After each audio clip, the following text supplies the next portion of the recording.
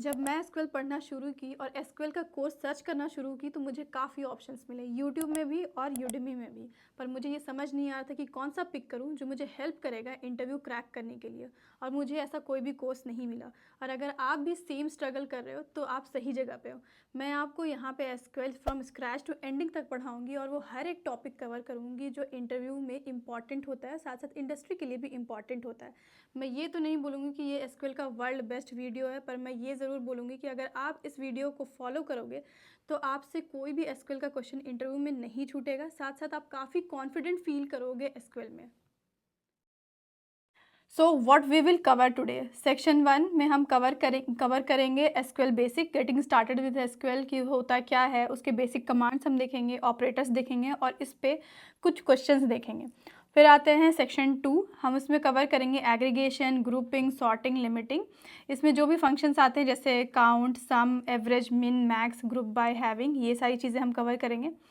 फिर सेक्शन 3 में कुछ क्वेश्चंस रहेंगे जो कि इंटरव्यू क्वेश्चन रहेंगे और आपको वो खुद से करना होगा। मैं उसमें से कुछ कुछ बताऊंगी और अगर आप कहीं पे स्टक कर जाते हैं और आपको सॉल्यूशन चाहिए होगा तो आप मेरे वीडियो के डिस्क्रिप्शन बॉक्स में निकाल के देख सकते हैं।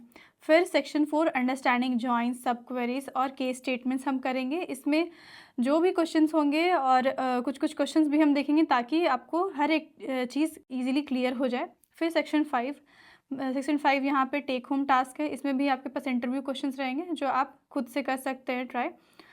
फिर हम सेक्शन 6 में देखेंगे विंडो फंक्शंस जैसे rank, dense rank, lead lag. फिर सबसे लास्ट सेक्शन होगा मेरा कॉमन टेबल एक्सप्रेशंस और इसको कवर करने के बाद हम इसमें कुछ कुछ क्वेश्चंस भी देखेंगे। तो चलिए अब हम शुरू करते हैं सेक्शन 1 से। सेक्शन 1 में है एसक्यूएल बेसिक और गेटिंग स्टार्टेड विथ एसक्यूएल। अगर आप इंटरमीडिएट लेवल पे है तो आप ये स्विच कर सकते हैं, आप जंप कर दीजिए वहाँ पे जहाँ से आपको लगता है कि यहाँ से मुझे स्टार्ट करना चाहिए। सो एसक्यूएल बेसिक्स गेटिंग, इसमें होता है कि एसक्यूएल होता क्या है, पहले ये समझना बहुत ज़रूरी कि एसक्यूएल है क्या। SQL stands for structured query language and it is use to manage and query structured data stored in relational databases. I know कि आपको कुछ भी समझ में नहीं आया होगा, इसीलिए मैं इसको बहुत ही लेमन वर्ड में आपको समझाऊंगी। जिस तरह से मैं आपसे कम्युनिकेट कर रही हूँ, यहाँ पर जो मीडियम है वो हिंदी है, हिंदी लैंग्वेज का यूज़ करके मैं आपसे बात कर रही हूँ, ठीक इसी तरह से जब हमें डेटाबेस से कनेक्ट करना होता है, टेबल से करना होता है तो हम स्ट्रक्चर्ड क्वेरी लैंग्वेज का यूज़ करते हैं। और यहाँ पे स्ट्रक्चर्ड क्वेरी लैंग्वेज बस एक मीडियम है ताकि हम डेटा को निकाल सके, सर्च कर सके और उसको अपडेट कर सके, मैनेज कर सके। यहाँ पे लिखा था कि स्ट्रक्चर्ड क्वेरी लैंग्वेज जो है वो सिर्फ काम करता है स्ट्रक्चर्ड डेटा पे जो कि स्टोर्ड होता है रिलेशनल डेटाबेसेस में। तो स्ट्रक्चर्ड डेटा का मतलब क्या होता है? स्ट्रक्चर्ड डेटा का मतलब होता है ऐसा डेटा जो रो और कॉलम के फॉर्मेट में या टैबुलर फॉर्मेट में सेव होता है। रो मतलब कि जो हॉरिजॉन्टल लाइन्स होते हैं उसको रो बोलते हैं और कॉलम मतलब कि जो वर्टिकल लाइन होता है उसको कॉलम बोलते हैं। हम इसको आगे और अच्छे से देखेंगे। तो इस तरह का जो डेटा होता है, इस तरह से जो स्टोर्ड होता है इस फॉर्मेट में, उसको स्ट्रक्चर डेटाबेस बोलते हैं। और जिसमें हर एक टेबल जो है वो दूसरे टेबल से कनेक्टेड होता है। अब आते हैं कि आपको एसक्यूएल का ज़रूरत क्यों है, एसक्यूएल ही क्यों, आपको डेटाबेस का ज़रूरत क्यों पड़ा।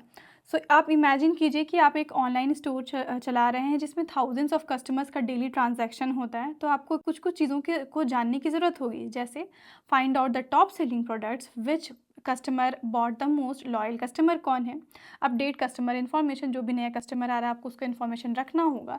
फिर डिलीट डिसकंटिन्यूड प्रोडक्ट्स, जो ऐसे प्रोडक्ट आपकी इन्वेंट्री में नहीं है आपको उसको हटाना होगा। तो ये सब चीज़ों को मैनेज करने के लिए डेटाबेस या एसक्यूएल जो होता है वो सबसे इफ़िशिएंट वे होता है। और अगर आप यहाँ पे फाइल यूज़ करोगे या फिर एक्सेल यूज़ करोगे तो ये सब का लिमिटेशन होता है स्टोरेज का, या फिर आप इसमें सर्चिंग और मैनेजमेंट जो होता है वो काफ़ी टफ होता है। So here I have already covered. और अगर आपको अभी भी समझ में नहीं आया तो मेरे पास आपके लिए बहुत ही सिंपल सा एग्जांपल है। ये टेबल हमने अपनी ज़िंदगी में या घर में ज़रूर देखा होगा। तो यू कैन अज्यूम इट कि ये जो बड़ा सा टेबल है ये एक डेटाबेस है। ये पूरा टेबल जो है वो एक डेटाबेस है और इसमें जो हर एक कैबिनेट है, हर एक डेस्क है, वो एक टेबल है। बड़ा सा जो टेबल है, ये बड़ा सा जो कैबिनेट है वो एक पूरा डेटाबेस है और छोटे छोटे जो इसमें कैबिनेट है, डेस्क है, वो टेबल है। इसी तरह से डेटाबेस में मल्टीपल टेबल एग्जिस्ट करते हैं और जिस तरह से हम हर एक डेस्क में स्पेसिफिक सामान रखते हैं ताकि जब मुझे उस सामान की ज़रूरत हो तो मैं जाऊँ और ईज़िली स्पेसिफिक वही डेस्क खोलूँ जिसमें वो सामान रखा है, ताकि मेरा इंसर्शन ईज़ी हो सके, जब भी मुझे कुछ ज़रूरत हो तो मैं तुरंत निकाल लूँ। ठीक इस तरह से हम भी डेटाबेस को इस तरह से मैनेज करते हैं, ताकि मुझे जब ज़रूरत हो या सर्च करना हो या फिर कुछ डेटा निकालना हो तो हम ईज़िली निकाल सकें। और डेस्क के अंदर जो भी सामान रखते हैं आप उसको एज्यूम कर सकते हैं कि वो एक इन्फॉर्मेशन है या डेटा है। तो अब मैं आपको दिखाती हूँ सैम्पल टेबल दिखता कैसा है। तो सैम्पल टेबल यहाँ पे देख लीजिए कस्टमर, क्योंकि आप एक ऑनलाइन स्टोर चला रहे हैं तो एक कस्टमर नाम का एक टेबल है और जिसमें 5 कॉलम है। Customer ID, name, email, city, sign up date. तो ये सारे जो customer ID, name, email, city, sign up date है, ये सारे कॉलम्स हैं और इसके अंदर जो भी इंफॉर्मेशन है जैसे 1 2 3 4 जो रो में है वो सारे रोज़ है। और इसी तरह से एक टेबल डेटा स्टोर करता है स्ट्रक्चर्ड फॉर्मेट में। और एसक्यूएल जो है वो इसको काफ़ी इजी कर देता है सर्चिंग में। अगर मुझे सर्च करना है find all the customers who are from Mumbai, तो एसक्यूएल का बस मैं एक लाइन का क्वेरी लिखूंगी और ये सर्च जो है काफ़ी इजी हो जाएगा। फिर आता है अपडेट एंड कंपेयर, ये हम लेटर करेंगे, प्रैक्टिकल करके दिखाएंगे आपको कि कैसे ये सारी चीज़ें ईजी हो जाती है।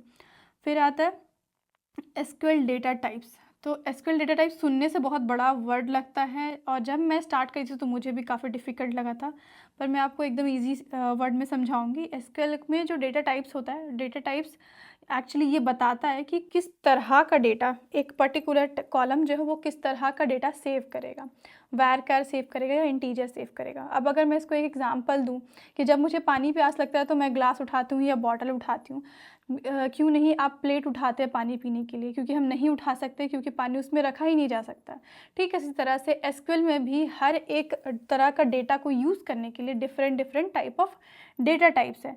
जिस तरह से अगर मुझे नेम नाम का एक कॉलम बनाना है तो मैं वहाँ पे वैरकार ही यूज़ करूँगी, ताकि कोई भी उस प्लेस में 1 2 3 अगर डालना भी चाहे तो एसक्यूएल उसको एरर थ्रो करे और इस तरह से मेरा जो डेटा है, मेरा जो टेबल है, हमेशा सही डेटा स्टोर करे। फिर टाइप्स ऑफ एसक्यूएल कमांड्स। तो एसक्यूएल कमांड्स की अगर मैं बात करूं तो जिस तरह से मैं अगर आपसे बात कर रही हूँ, अगर मैं आपको ऑर्डर दूंगी तो आपको पता चल जाता है कि मुझे ऑर्डर दे रही है। अगर मैं आपसे रिक्वेस्ट कर दूं तो आपको पता चल जाता है कि ये रिक्वेस्ट। अगर मैं क्वेश्चन पूछूं तो आपको पता चल जाता है कि अच्छा ये क्वेश्चन मुझे आंसर देना है। तो ठीक है, इसी तरह से एसक्यूएल ने भी कुछ अपने कीवर्ड्स को बाइफिकेट करके रखा है कि अगर कोई भी क्वेरी आता है वो क्रिएट, ऑल्टर, ड्रॉप और ट्रंकेट उसमें एग्जिस्ट करता है, तो मतलब वो डीडीएल कमांड है, डेटा डेफिनेशन लैंग्वेज है। डेटा डेफिनेशन लैंग्वेज जब भी हम किसी कोई टेबल क्रिएट करते हैं या कॉलम को नाम चेंज करते हैं या उसका डेटा टाइप चेंज करते हैं, कुछ भी काम जब हम टेबल के स्ट्रक्चर पे करते हैं, टेबल को क्रिएट करना या ड्रॉप करना, तो वो आता है डेटा डेफिनेशन लैंग्वेज में। हम इसको आगे देखेंगे प्रैक्टिकल करके। I am just giving you an overview. फिर आता है डीएमएल, जिसको बोलते हैं डेटा मैनिपुलेशन लैंग्वेज। तो डीडीएल में हम हमेशा क्रिएट करेंगे, क्रिएशन करेंगे, स्ट्रक्चर पे काम करेंगे टेबल का, और डीएमएल में हम टेबल के अंदर में जो भी डेटा है उस पर काम करेंगे। तो अब जैसे टेबल क्रिएट हो गया, मुझे टेबल के अंदर डेटा डालना है, तब हम इंसर्ट कमांड का यूज़ करेंगे जो कि आता है डीएमएल में। और अगर मैंने डेटा डाल दिया, मुझे कुछ गलती लगा उस डेटा में, मुझे अपडेट करना है, तो हम वहाँ पे अपडेट का यूज़ करेंगे, अपडेट कमांड का। और फिर अगर कोई कस्टमर जो है वो नहीं आता है या फिर कोई ऐसा प्रोडक्ट है जो डिसकंटिन्यूड हो गया, मुझे उसको हटाना है, तब हम डिलीट कमांड का यूज़ करेंगे, और ये भी डीएमएल। फिर आता है डीक्यूएल, ये सबसे ज़्यादा यूज़ होने वाला कमांड है। अगर आप कोई इंडस्ट्री में जाते हैं तो सबसे ज़्यादा यही सेलेक्ट ही यूज़ होगा। इसमें डेटा बेसिकली डेटा फेचिंग होता है और इसमें सेलेक्ट आता है कि जिसका आप यूज़ करके मल्टीपल टेबल से डेटा निकाल सकते हैं। फिर आता है डीसीएल, ये इतना ज़्यादा यूज़ नहीं होता है widely, but I will tell you कि एक ओवरव्यू दे देती हूँ। Grant and revoke. Grant and revoke मतलब होता है अगर मुझे किसी को एक्सेस देना है तो मैं वहाँ पर यूज़ करूँगी ग्रांट, अगर मुझे किसी से एक्सेस लेना है तो मैं वहाँ पे यूज़ करूँगी रिवोक। अब आते हैं एसक्यूएल कमांड्स में और एंड टू एंड एग्जाम्पल्स में। तो आप एक यूज़ केस ले सकते हैं, जैसे अगर आप एक मैनेज कर रहे हैं ऑनलाइन फूड डिलीवरी सर्विस, और we all work with a simple table name, और आपको कस्टमर का डेटा सेव करने के लिए एक टेबल बनाना है और उसका नाम होना चाहिए कस्टमर, सिंस हम लोग कस्टमर का डेटा सेव कर रहे हैं। तो चलिए अब हम दिखाते हैं कि कैसे क्रिएट करते हैं टेबल, कैसे अपडेट करते हैं और कैसे मैनेज करते हैं। इसके लिए मैं सबसे पहले ओपन कर लूँगी पीजी एडमिन। तो जैसे ही आप यहाँ पे पीजी एडमिन खोलेंगे, आपका जो इंटरफेस होगा कुछ इस तरह से दिखेगा। आपको इस पोस्टरे पे आप जैसे ही क्लिक करेंगे बहुत बड़ा सा लिस्ट ओपन होगा।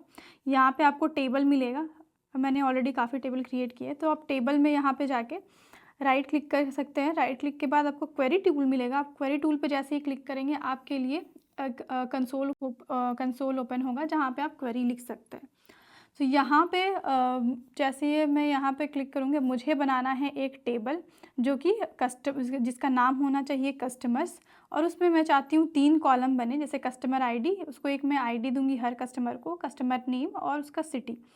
तो यहाँ पे मैं इसको कॉपी कर ले रही हूँ ताकि ज़्यादा टाइम ना लगे। So I will just copy and यहाँ पे मैं पेस्ट करूँगी।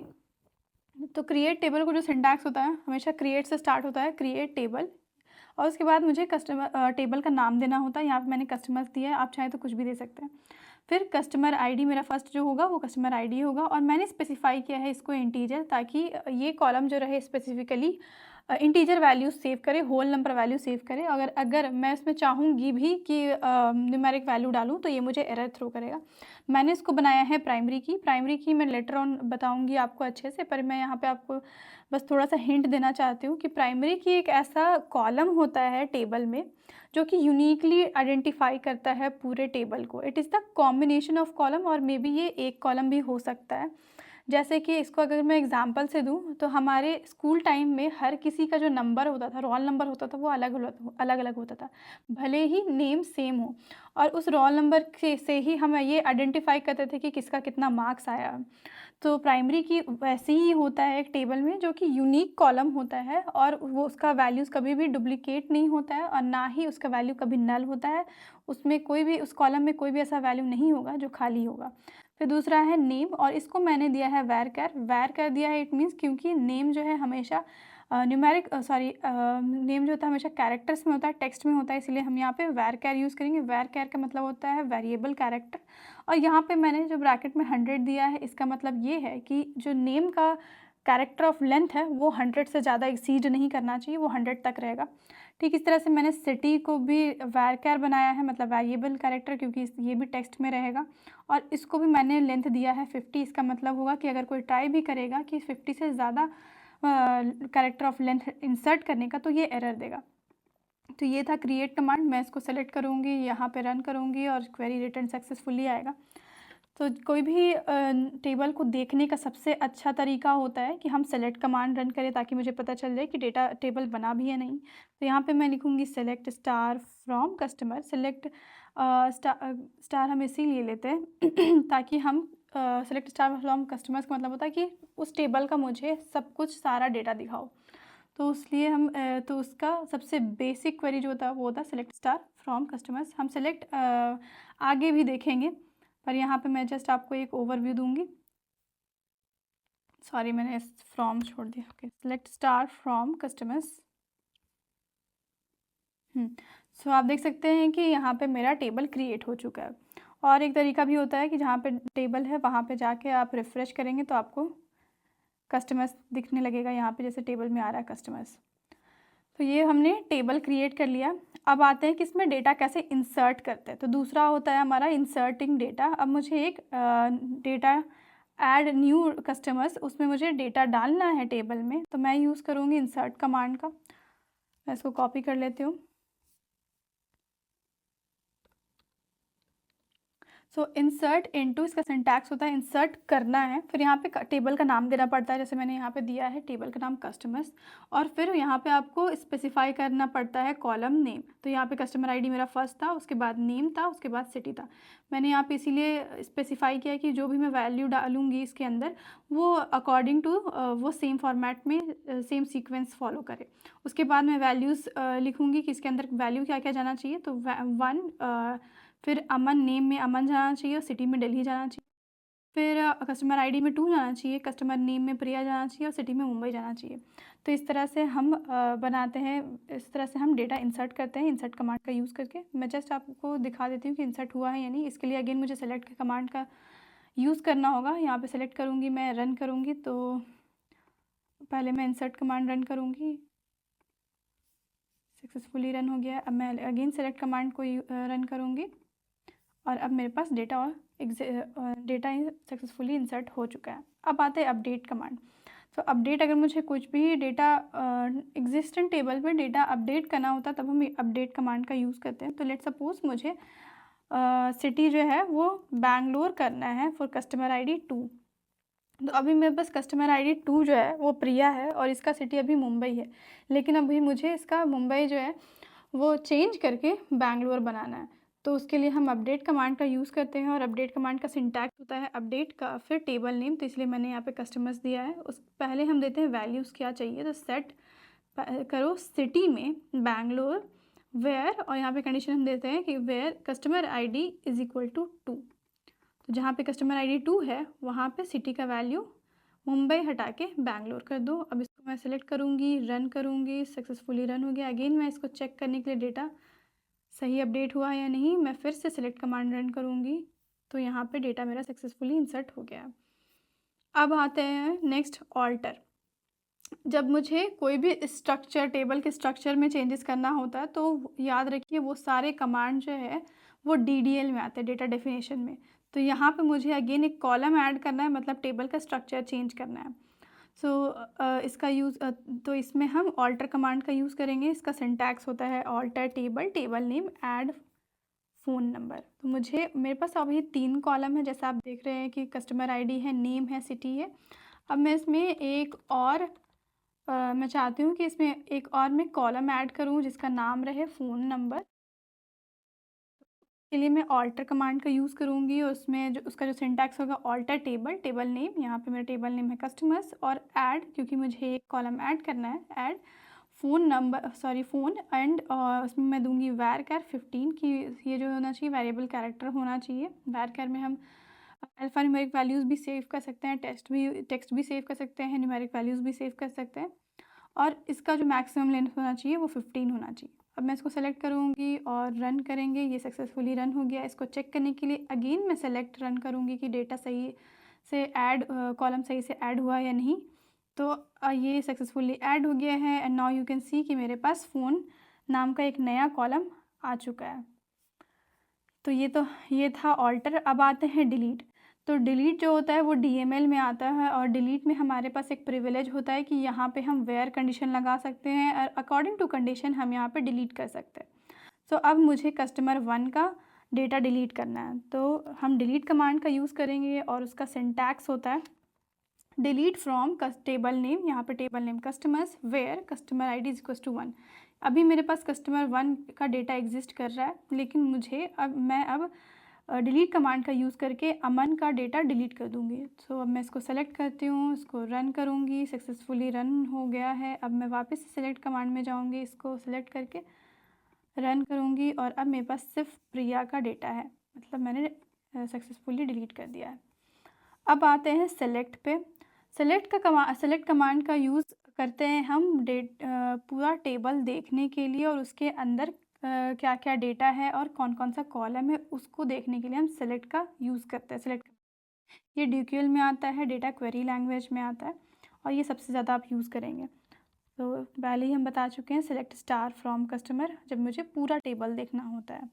फिर आता है ट्रंकेट। ट्रंकेट हम यूज़ करते हैं टेबल का डेटा डिलीट करने के लिए। उसमें टेबल रहता है, मतलब टेबल रहेगा, उसके कॉलम्स रहेंगे, पर उसके डेटा को पूरी तरह से मिटाने के लिए हम यूज़ करते हैं ट्रंकेट कमांड का। फिर आता है ड्रॉप। ड्रॉप का हम यूज़ करते हैं जब मुझे उस टेबल की कोई ज़रूरत नहीं है, अब मुझे वो टेबल डिलीट करना है, तब हम ड्रॉप कमांड का यूज़ करते हैं। So I will show you little later. और ड्रॉप कमांड को रन करते हुए बहुत ज़्यादा आपको ध्यान रखना होता है, क्योंकि अगर आपने एक बार रन कर दिया तो पूरा टेबल ही वैनिश हो जाएगा, मिट जाएगा, उसके बाद हम उसको फिर से नहीं ला सकते हैं। तो इसीलिए मैं यहाँ पे थोड़ी देर बाद आपको दिखाऊंगी ड्रॉप टेबल यूज़ करके। अब आते हैं select what are select from and where. तो अब मैं पहले इसको बताती हूँ, आपको थोड़ा सा ओवरव्यू देती हूँ कि सेलेक्ट और फ्रॉम और वेयर क्या होता है। तो सेलेक्ट होता है कि क्या क्या तुम सेलेक्ट हम यूज़ करते हैं जब मुझे ये बताना होता है कि कौन कौन सा कॉलम मैं आउटपुट में चाहती हूँ। तो अगर मैं सेलेक्ट स्टार यूज़ कर रही हूँ, मतलब मुझे सारा ही कॉलम देखना है। सेलेक्ट की जगह पे मैं 1-2 कॉलम का भी यूज़ कर सकती हूँ और ये बेसिकली बताता है SQL को कि आउटपुट में तुमको कौन कौन से कॉलम को शो करना है। तो यहाँ पे अगर मैं चाहूँ, जैसे मैं यहाँ पे यूज़ करी थी select star from customers,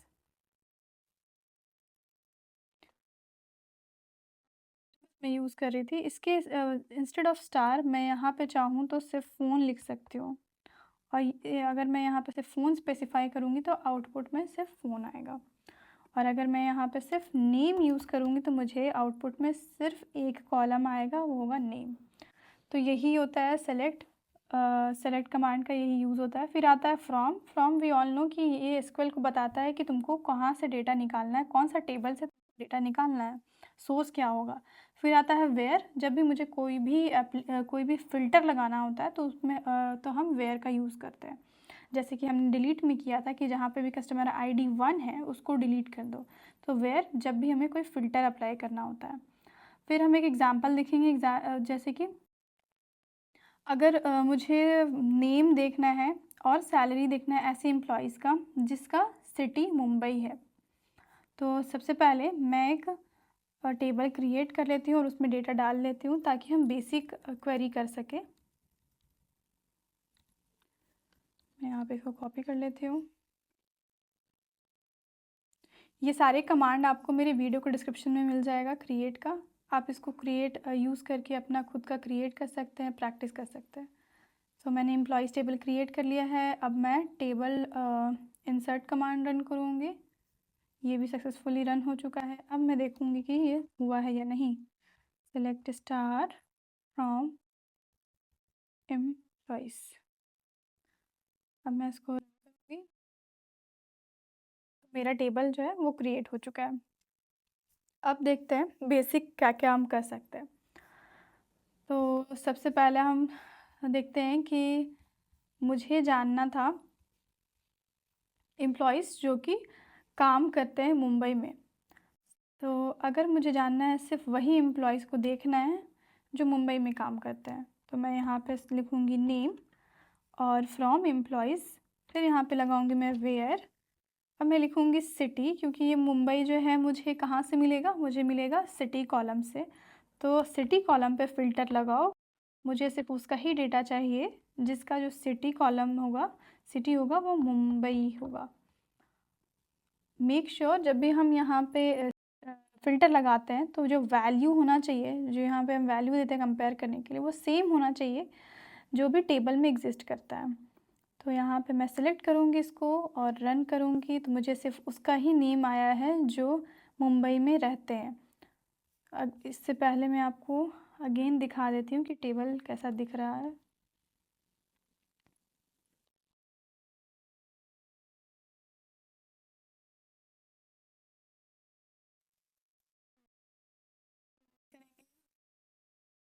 Mumbai में रहने वाले में पहले रिया आना चाहिए, फिर आना चाहिए प्रिया, फिर आना चाहिए स्नेहा। ये 3 इन्फॉर्मेशन और भी हो सकते हैं, पर मैं जस्ट चेक करूँगी इसमें। तो यहाँ पे रिया, प्रिया, स्नेहा और एक में भी फरहान होगा। ये हो गया मेरा सेलेक्ट, वेयर और फ्रॉम। अब आते हैं हम ऑपरेटर्स में। तो ऑपरेटर्स का यूज़ हम फ़िल्टर में लगाते हैं, जैसे कि इक्वल टू, अभी मैंने जस्ट यूज़ किया कि जहाँ पे सिटी इक्वल टू मुंबई हो उसका इन्फॉर्मेशन चाहिए, तो इस तरह में हम इक्वल टू ऑपरेटर का यूज़ करते हैं। फिर आता है नॉट इक्वल टू, जिसमें हम यूज़ करते हैं एक्सक्लेमेशन और इक्वल टू का साइन, या फिर ग्रेटर देन और लेस देन बोलते हैं नॉट इक्वल टू। अगर मुझे ऐसा डेटा चाहिए, वो सारे एम्प्लॉयज़ का नाम चाहिए जो मुंबई में नहीं काम करते, जब इस तरह का आस्क आ जाता है तब हम यूज़ करते हैं नॉट ऑपरेटर का। अब मैं इसको करके दिखाती हूँ आपको। इसको सेलेक्ट करेंगे, इसको रन करेंगे, तो मेरे पास वो सारे एम्प्लॉय का डिटेल्स आ गया जो कि मुंबई में काम नहीं करते। सो ये नॉट इक्वल टू था। और फिर लेस देन इक्वल टू होता है, ग्रेटर देन इक्वल टू होता है, फिर एंड होता है। एंड का मतलब ये होता है कि आप 2 कंडीशन इसमें दे सकते हैं, लेकिन दोनों कंडीशन जब ट्रू हो तभी रिज़ल्ट दो, तब हम उस केस में हम एंड का यूज़ करते हैं कि ये कंडीशन भी ट्रू होना चाहिए, ये कंडीशन भी ट्रू होना चाहिए। अब इस एग्जांपल में हम ले सकते हैं कि लेट सपोज़ मुझे उसका ही डेटा चाहिए जिसमें सिटी जो होना चाहिए मुंबई होना चाहिए, साथ साथ में सैलरी जो होना चाहिए वो 50,000 से ज़्यादा होना चाहिए। तो ऐसा जब केस आता है तब हम एंड का यूज़ करेंगे कि दोनों कंडीशन ट्रू होना चाहिए, मुंबई वाला भी ट्रू होना चाहिए और उसका सैलरी वाला भी ट्रू होना चाहिए। फिर आता है और, तो और का यूज़ हम करते हैं कि जब 2 कंडीशंस में से कोई भी एक ट्रू हो जाए तो मुझे डेटा दे दो, उस केस में हम और का यूज़ करते हैं। जैसे कि अगर मैं यहाँ पे एग्जांपल लूँगी कि या तो मुंबई वाला मुझे एम्प्लॉय का डेटा दे दो या फिर दिल्ली वाला, तो वो हो जाता है और। इसको हम करेंगे थोड़ी देर में। फिर आता है इन। इन सेम होता है और की तरह, पर अगर मुझे lot of information, lot of conditions हो तो उसमें और अप्लाई करना काफ़ी डिफ़िकल्ट हो जाता है, तो हम उसको सारे कंडीशंस को एक लिस्ट में डाल के उसमें डायरेक्ट इन ऑपरेटर का यूज़ कर सकते हैं। फिर आता है बिटवीन। बिटवीन जब भी मुझे कोई रेंज स्पेसिफ़ाई करना हो, जैसे कि अगर मुझे उस एम्प्लॉइज़ का डेटा चाहिए जो कि जॉइन किए हो 1 जनवरी से 15 जनवरी के बीच में, तो यहाँ पे रेंज आ गया। तो इस तरह का रेंज जब भी आता है तो हम यूज़ करते हैं बिटवीन। फिर आता है मेरे पास लाइक ऑपरेटर। लाइक ऑपरेटर हमेशा हम स्ट्रिंग पे यूज़ करते हैं जब भी मुझे पैटर्न मैचिंग का करना होता है या डेटा निकालना होता है। लेट सपोज़ मुझे ऐसे एम्प्लॉइज़ का नाम चाहिए जिसका स्टार्ट हो रहा है पी से, या फिर जिसके नाम में ए एग्जिस्ट करता है बीच में या कहीं पे भी। तो इस तरह का जो पैटर्न मैचिंग का क्वेश्चन होता है उसमें हम लाइक ऑपरेटर का यूज़ करते हैं। तो अब इसी जो भी मैंने कवर कराया इस पर हम थोड़ा क्वेश्चन करेंगे, प्रैक्टिकल क्वेश्चन। मैं इसको कॉपी करके पहले अपने पीजी एडमिन में पेस्ट कर लेती हूँ। तो सबसे फर्स्ट क्वेश्चन है मेरा, get names and cities of all employees who earn more than 50,000। तो यहाँ पे मुझे सारे एम्प्लॉयज़ का डेटा चाहिए जो कि का सैलरी मोर देन 50,000 है, ठीक है। अब बिफोर गोइंग अहेड सबसे अच्छा प्रैक्टिस होता है कि पहले टेबल देख लो। तो सेलेक्ट स्टार फ्रॉम एम्प्लॉय इस करके मैं यहाँ पे टेबल देखूँगी कि टेबल है क्या।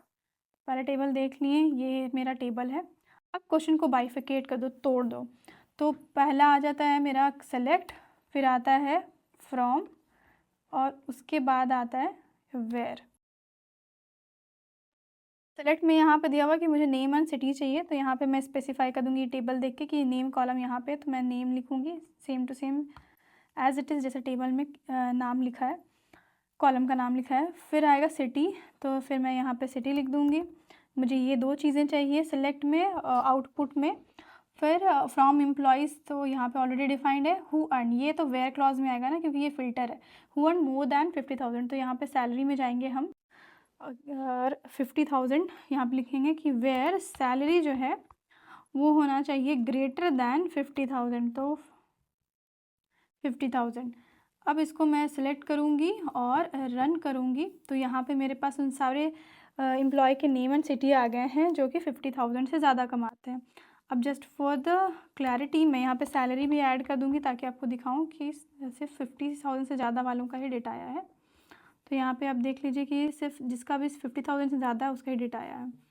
अब आते हैं हम नेक्स्ट पे, जिसमें है find all employees who live in either Delhi और मुंबई। तो यहाँ पे एक ऑप्शन हो गया कि या तो ये या तो ये। जब ये कंडीशन आ जाता है तब हम और ऑपरेटर का यूज़ करते हैं। तो यहाँ पे मैं फिर से बाइफिकेट कर दूँगी सेलेक्ट फ्रॉम और वेयर में। इस तरह से करने से आपको बहुत ईजी हो जाता है क्वेश्चन बनाना। सो फाइंड ऑल एम्प्लॉयज़, यहाँ पे कोई भी सेलेक्ट का सेलेक्ट में क्या कॉलम होना चाहिए ये डिफ़ाइन नहीं किया गया, तो मैं स्टार ले लेती हूँ यहाँ पे। फ्रॉम एम्प्लॉयज़ ये ऑलरेडी पता है हमें। वेयर में मुझे लगाना है और ऑपरेटर, और उसका ही सिर्फ डेटा चाहिए मुझे जो दिल्ली और मुंबई में रहते हैं। तो यहाँ पे लिखूँगी मैं where city is equal to Delhi, और यहाँ पे मैं सेम वैसे ही लिखूँगी जैसे टेबल में है, डी कैप्स में, बाकी सब चीज़ें स्मॉल में। फिर यहाँ पे लिखूँगी और यहाँ पे अगेन आपको एक कॉलम डिफाइन करना पड़ता है, और city is equal to Mumbai. तो अभी मेरे पास आना चाहिए अंकित का डेटा क्योंकि ये दिल्ली में है, रिया का भी आएगा क्योंकि ये मुंबई में है, प्रिया का भी आएगा क्योंकि ये मुंबई में है, राज का नहीं आएगा क्योंकि ये बैंगलोर का है। तो अब जस्ट चेक करते हैं इसको रन करके। अब मैं इसको रन करूँगी, मेरे पास आया है अंकित का, रिया का, सुहेल का, प्रिया का, मतलब सारे एम्प्लॉय का जो सिटी दिल्ली में रहते हैं या फिर मुंबई में रहते हैं। अब आते हैं हम अपने थर्ड क्वेश्चन पे। थर्ड क्वेश्चन है मेरा, show all employees whose name start with the letter P. तो यहाँ पे पैटर्न मैचिंग का क्वेश्चन है, और जब ये पैटर्न मैचिंग का क्वेश्चन होता है तो हम लाइक ऑपरेटर यूज़ करते हैं। तो अगेन मैं इसको क्वेश्चन को तोड़ दूँगी सेलेक्ट फ्रॉम और वेयर करके, और अब मैं लिखूँगी कि यहाँ पे कुछ स्पेसिफाई नहीं है, तो मैं यहाँ स्टार ले लेती हूँ। फ्रॉम हमें पता है कि ये एम्प्लॉयज़ टेबल से ही लेना है, तो फ्रॉम में मैं एम्प्लॉयज़ टेबल डालूँगी। फिर वेयर में मुझे पता है कि सिर्फ उसका ही चाहिए जिसका जो कस्टमर नेम जिसका नेम स्टार्ट होता होगा पी से, पी लेटर से। तो यहाँ पे मैं लिखूँगी वेयर नेम और यहाँ पे लिखेंगे लाइक, ऑपरेटर लगाएंगे लाइक। अब यहाँ पे लूँगी मैं पी, उसके बाद लगाऊँगी परसेंट का मार्क, मतलब पी से स्टार्ट होना चाहिए, आगे कुछ भी हो मुझे मतलब नहीं है। तो वही होता है कि पी से जो भी लेटर से स्टार्ट होता है वहाँ पे वो लेटर देंगे, उसके बाद हम परसेंटेज का साइन देंगे। तो अब इसको मैं सेलेक्ट करूँगी और रन करूँगी। तो यहाँ पे मेरे पास आ जाएगा प्रिया और पूजा। इसको आप रिवर्स भी कर सकते हैं क्वेश्चन को, अगर किसी का एंडिंग विथ ए हो, लेट सपोज यहाँ पे एंडिंग विथ ए हो तो आप ये भी कर सकते हैं। इसको सेलेक्ट करेंगे और रन करेंगे, ये आप अपने हिसाब से you can just play around this, तो आप बहुत कुछ सीख जाएंगे। फिर आते हैं हम अपने नेक्स्ट टॉपिक पे। नेक्स्ट टॉपिक है मेरा aggregation, grouping, sorting and limiting. ये बहुत इंपॉर्टेंट होता है, एसक्यूएल का बहुत इंपॉर्टेंट टॉपिक है। तो एग्रीगेशन फंक्शन क्या होता है, इसका डेफिनेशन है aggregation function performs a calculation on a set of values and return a single result. मतलब कि जब भी हम एग्रीगेशन फंक्शन लगाएंगे किसी सेट ऑफ वैल्यूज़ में तो वो हमेशा एक वैल्यू रिटर्न करेगा। ये काफ़ी सिंपल है। जैसे अगर मैं आपको बोलूँ कि आपके क्लास में टोटल कितने स्टूडेंट्स हैं, आप जाएंगे और काउंट करेंगे और मुझे एक वैल्यू देंगे, तो वही होता है एग्रीगेशन, काउंट करके वो समराइज़ करके वैल्यू एक रिजल्ट रिटर्न करेगा।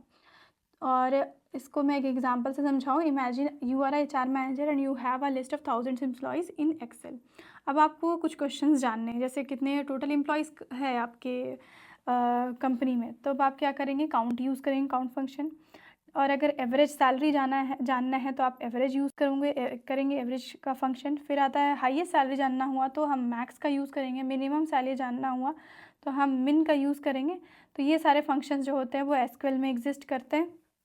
इससे हमारा कैलकुलेशन काफ़ी इजी हो जाता है जब भी मुझे इस तरह का कोई भी कैलकुलेशन परफॉर्म करना होता है। तो अब मैं इसको एक एक क्वेरी करके देखते हैं हम।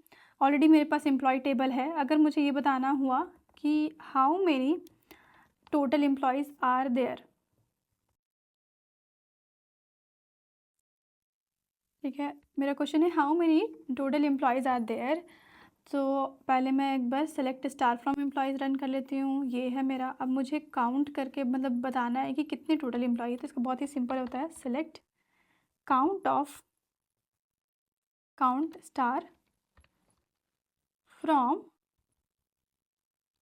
एम्प्लॉयज़। यहाँ पे मैं काउंट फंक्शन का यूज़ करूँगी और उसको इस फंक्शन का यूज़ करने के बाद मुझे पता चल जाएगा कि टोटल कितने मेरे पास टोटल कितने एम्प्लॉय काम करते हैं।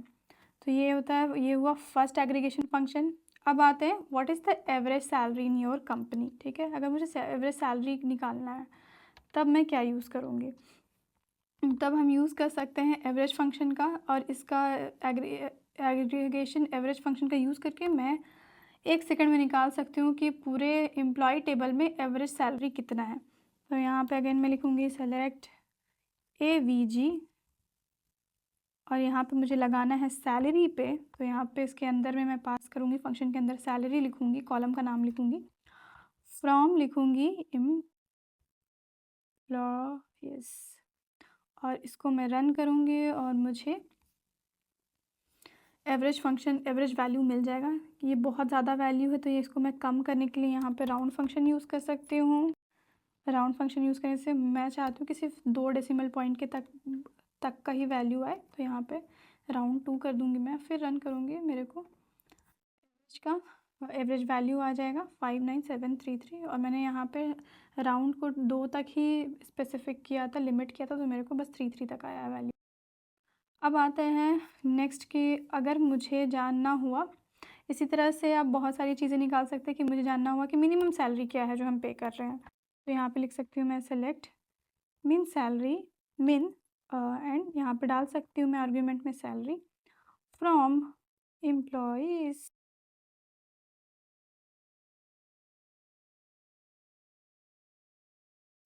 इसका यूज़ करके मैं मैक्सिमम सैलरी निकाल सकती हूँ। You can just play around these things.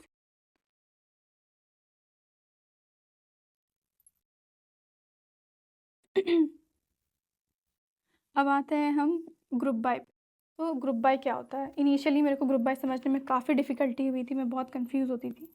तो group by is used to group rows that have the same values into summary rows. It is often used with aggregate functions. और मुझे पता है आपको समझ नहीं आया होगा। तो ग्रुप बाय का मतलब होता है, हम तब यूज़ करते हैं, अगर मैं इसको एग्जांपल से आपको बताऊं। सबसे पहले मैं ये टेबल दिखाती हूँ आपको। Select star from employees. तो ये है मेरा टेबल। अगर मेरे को क्वेश्चन आता है कि मुझे हर एक सिटी, जैसे दिल्ली, मुंबई और बैंगलोर में, बैंगलोर के according total number of employees कितने हैं, ये काउंट करना होगा, तो हम कैसे करेंगे? पहले तो मैं एग्रीगेट फंक्शन का यूज़ करके पूरे टेबल में एवरेज, काउंट, मिन निकाल ले रही थी। लेकिन अगर एक टेबल के स्पेसिफिक कॉलम के वैल्यूज़ के अकॉर्डिंग कोई कैलकुलेटेड फील्ड निकालना पड़ता है, तब ये डिफ़िकल्ट हो जाता है। तब हम कैसे करेंगे? तो उसी चीज़ को ओवरकम करने के लिए हम ग्रुप बाय का यूज़ करते हैं। तो ग्रुप बाय क्या करता है कि अगर मुझे यहाँ पे सिटी के according total number of employees चाहिए होगा, तो पहले वो सिटी कॉलम में जाएगा और उसके हर एक वैल्यू को निकालेगा, यूनिक वैल्यूज़ को, और उसका हर एक यूनिक वैल्यूज़ का बकेट क्रिएट करेगा, और उसके बाद वो उस पर कैलकुलेटेड फील्ड, मतलब कैलकुलेशन एग्रीगेशन फंक्शन लगाएगा। तो अब मैं यहाँ पे क्वेश्चन लिखती हूँ, जैसे calculate total employee in each city.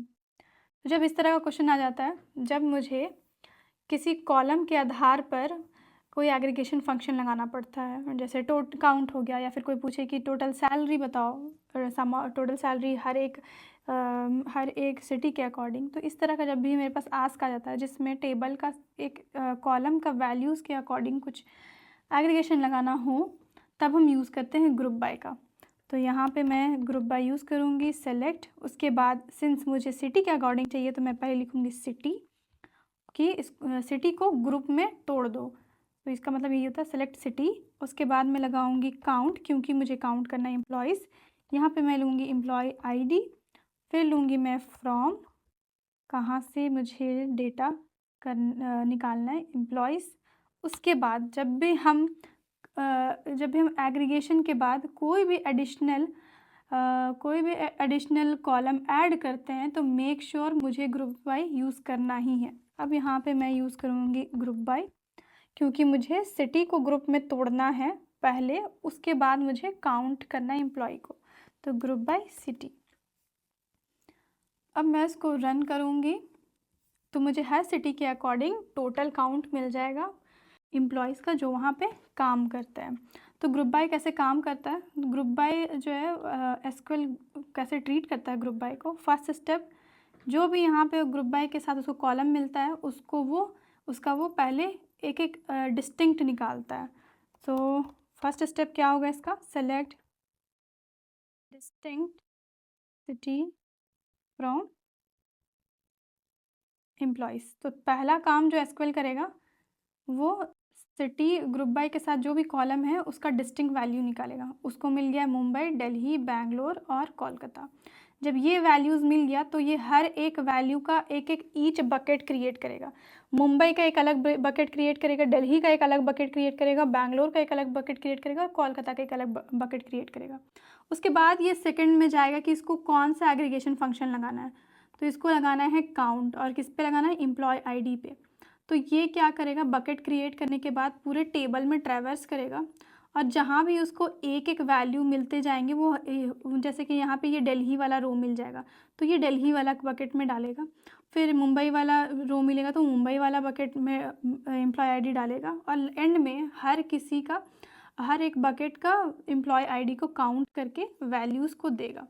So and में हर एक का वैल्यूज़ को वो काउंट करेगा और उसके करस्पॉन्डिंग में रिटर्न करेगा। जैसे मुंबई में 4 हो गया, दिल्ली में 5 हो गया, बैंगलोर में 4 हो गया, और कोलकाता में 2 हो गया। अब हम आते हैं हैविंग पे। तो ये था ग्रुप बाय। अब आता है कि लेट सपोज अगर मुझे सिर्फ वही सिटी का डेटा दो, वही सिटी चाहिए जिसमें टोटल नंबर ऑफ़ एम्प्लॉय जो काम कर रहे हैं वो 2 से ज़्यादा हो। तो ये तो मेरा एक एडिशनल कॉलम है जो मैंने कैलकुलेट करके एग्रीगेशन फंक्शन लगा के बनाया, और मुझे फ़िल्टर भी इसी कॉलम पे लगाना है। ये नया कॉलम जो मैंने जस्ट अभी क्रिएट किया, मुझे चाहिए वो सिटी के नाम जिसमें टोटल नंबर ऑफ़ एम्प्लॉइज़ का काउंट जो हो वो 2 से ज़्यादा हो। तो जब भी हमें कैलकुलेटेड एग्रीगेशन वाला जो कॉलम होता है उस पे कोई फ़िल्टर लगाना होता है तब हम हैविंग का यूज़ करते हैं। और ये बहुत ही पॉपुलर क्वेश्चन है कि डिफरेंस क्या होता है वेयर और हैविंग में। तो यही डिफरेंस होता है, वेयर जो होता है वो पूरे टेबल जो एग्जिस्टिंग टेबल है उसमें फ़िल्टर लगाने के लिए यूज़ होता है, वेयर एज हैविंग जो होता है वो एक एग्रीगेशन का जो कैलकुलेटेड कॉलम है उस पे फ़िल्टर लगाने के लिए यूज़ होता है। तो मैं यहाँ पे हमारे पास ऑलरेडी ये क्वेरी है, इसको मैं लिखूँगी, क्वेश्चन पहले लिख लेते हैं। All the city where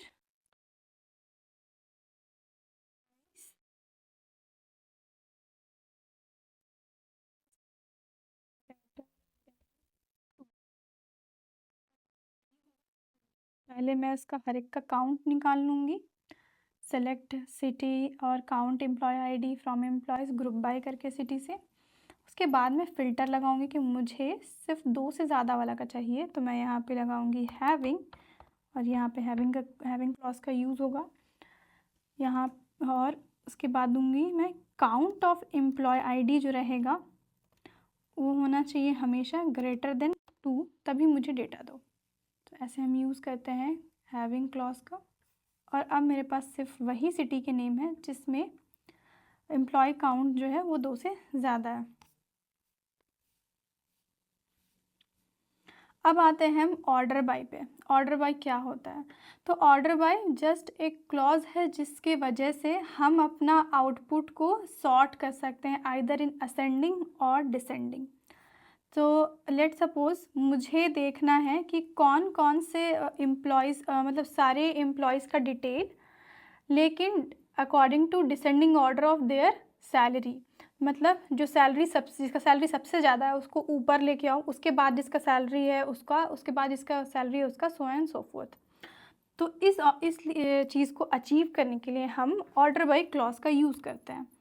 so let me show you कि कैसे हम कर सकते हैं। Select star from employees. अब मैं चाहती हूँ कि इसको ऑर्डर बाय कर दूँ मैं सैलरी के डिसेंडिंग ऑर्डर, ताकि मुझे ये पता चले कि कौन सा एम्प्लॉय जो है वो सबसे ज़्यादा कमा रहा है, उसके बाद कौन है, उसके बाद कौन है। तो जैसे ही मैं इसको रन करूँगी यहाँ पे मुझे मिल जाएगा कि सबसे ज़्यादा सैलरी जो है प्रिया का है वो 75,000 है। यहाँ पे एक चीज़ ये है कि ऑर्डर बाय के बाद अगर मैं डिसेंडिंग यूज़ नहीं करूँगी तो बाय डिफ़ॉल्ट ये असेंडिंग ऑर्डर में कन्वर्ट करेगा। लेट मी शो यू, यहाँ पे असेंडिंग ऑर्डर में कन्वर्ट किया, और अगर मैं यहाँ पे DSC यूज़ करूँगी तभी ये डिसेंडिंग ऑर्डर में कन्वर्ट करेगा। और असेंडिंग ऑर्डर में अगर आप एक्सप्लिसिटली डिफ़ाइन करना चाहते हैं तो ASC का यूज़ कर सकते हैं। तो ये है बस ऑर्डर बाय।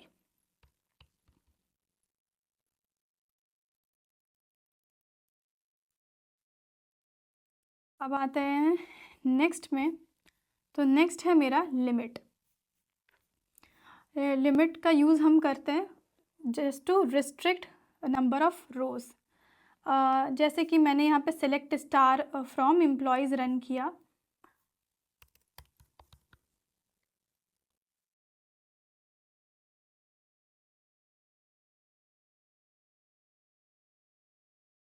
जैसे ही मैं यहाँ पे select star from employees run करूँगी मुझे सारा टेबल का सारा डेटा दिखेगा, जितना भी इसमें रोज़ है सारे दिखेंगे। बट व्हाट एल्स कि अगर मुझे पूरा डेटा नहीं देखना है, कुछ सर्टेन नंबर ऑफ़ रोज़ देखना है, तो मैं यहाँ पे लिमिट कर सकती हूँ, SQL को बता सकती हूँ कि मुझे सारा डेटा मत दिखाओ, उसको लिमिट करो टिल 10 नंबर ऑफ़ रोज़।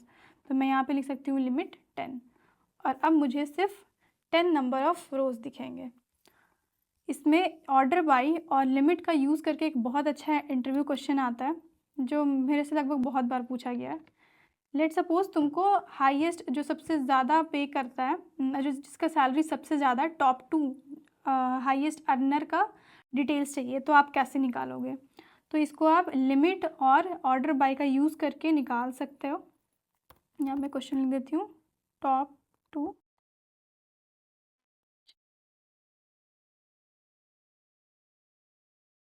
इसको आप दो चीज़ों का यूज़ करके बना सकते हैं, ऑर्डर बाय और लिमिट। तो सबसे पहले मैं क्या करूँगी, सिलेक्ट स्टार फ्रॉम एम्प्लॉयज़ करूँगी, इससे मेरे सारा डेटा आ जाएगा। उसके बाद मैं यहाँ पे ऑर्डर बाय सैलरी यूज़ करूँगी और उसको डिसेंडिंग ऑर्डर में सॉर्ट कर दूँगी।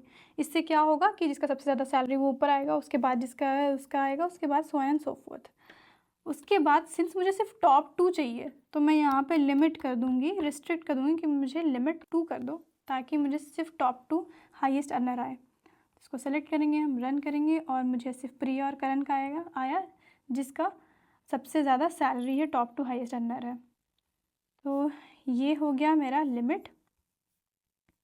अब हम आते हैं सब क्वेरीज़ में। तो सब क्वेरीज़ क्या होता है? सब क्वेरी का मतलब होता है क्वेरी इनसाइड अ क्वेरी। जब भी हम एक क्वेरी के अंदर दूसरा क्वेरी यूज़ करते हैं तो उसको सब क्वेरी बोलते हैं। इसको समझना आपको थ्योरेटिकल टर्म में काफ़ी हार्ड हो जाएगा, इसीलिए मैं आपको एग्जांपल से समझाती हूँ यहाँ पे। सो अगर मेरे पास ये यूज़ केस है, ये क्वेश्चन है मेरे पास कि show all employees who salary is more than the average salary of all employees. मतलब मुझे ऐसे एम्प्लॉयज़ का नाम चाहिए जिसका सैलरी पूरे एम्प्लॉय के एवरेज सैलरी से ज़्यादा है। तो हमने पहले ही ऑलरेडी क्रिएट किया था, ऑलरेडी एवरेज फंक्शन का यूज़ करके एवरेज निकाला था पूरे टेबल के सैलरी का एवरेज, जिसमें कुछ 5693 करके कुछ आया था। लेकिन मुझे इसमें एक ट्विस्ट है कि मुझे ऐसे एम्प्लॉयज़ का नाम चाहिए जिसका एवरेज सैलरी से ज़्यादा है। पूरे टेबल में जो एम्प्लॉयज़ के सैलरी है, एवरेज सैलरी है, उससे ज़्यादा जिसका सैलरी हो उसका उस नेम चाहिए। तो इसको बाइफिकेट करते हैं हम दो पार्ट में। पहला तो ये पार्ट हो गया कि show all employees whose salary is more than the average salary, और दूसरा हो गया कि एवरेज सैलरी से जिसका average salary of all employees. तो सबसे पहले हम सेकेंड पार्ट को सॉर्ट करेंगे। यहाँ पे अगर मैं निकालूँ select AVG salary from employees, तो इससे क्या होगा, मेरा एवरेज सैलरी आ जाएगा। एवरेज सैलरी आ गया मेरा, जो कि 59733 है इसका आउटपुट। ठीक है, मुझे अब क्या चाहिए, ऐसे एम्प्लॉयज़ का नाम ऐसे एम्प्लॉयज़ का नाम जिसकी सैलरी जो होगी वो इससे बड़ी होगी, इससे ज़्यादा होनी चाहिए। तो अगर मैं अभी के लिए ये भूल सकते हैं हम लोग, तो इससे ज़्यादा अगर लिखना हो कि 59733 से ज़्यादा जिसका भी सैलरी उसका नाम चाहिए, तो एक क्वेरी काफ़ी इजी हो जाएगा। जैसे select star from employees where salary जो होना चाहिए मोर देन ऑफ, इससे बड़ा हो। अगर हम इसको रन करेंगे तो मेरे पास प्रिया, मीना, करण, अमित, रोहित और दिव्या आएगा। ठीक है, लेकिन ये इफ़िशिएंट वे नहीं होता और हम इसको इंटरव्यू में नहीं लिख सकते हैं। इसीलिए यहाँ पे इंस्टेड ऑफ दिस ये वैल्यू यूज़ करने के बजाय हम ये पूरा क्वेरी यूज़ करेंगे, और ये क्वेरी का जो आउटपुट होगा वो 59733 होगा। और ये उसके बाद जस्ट ऐसे ही काम करेगा जैसे पहले ये वेयर क्लॉज के साथ काम कर रहा था।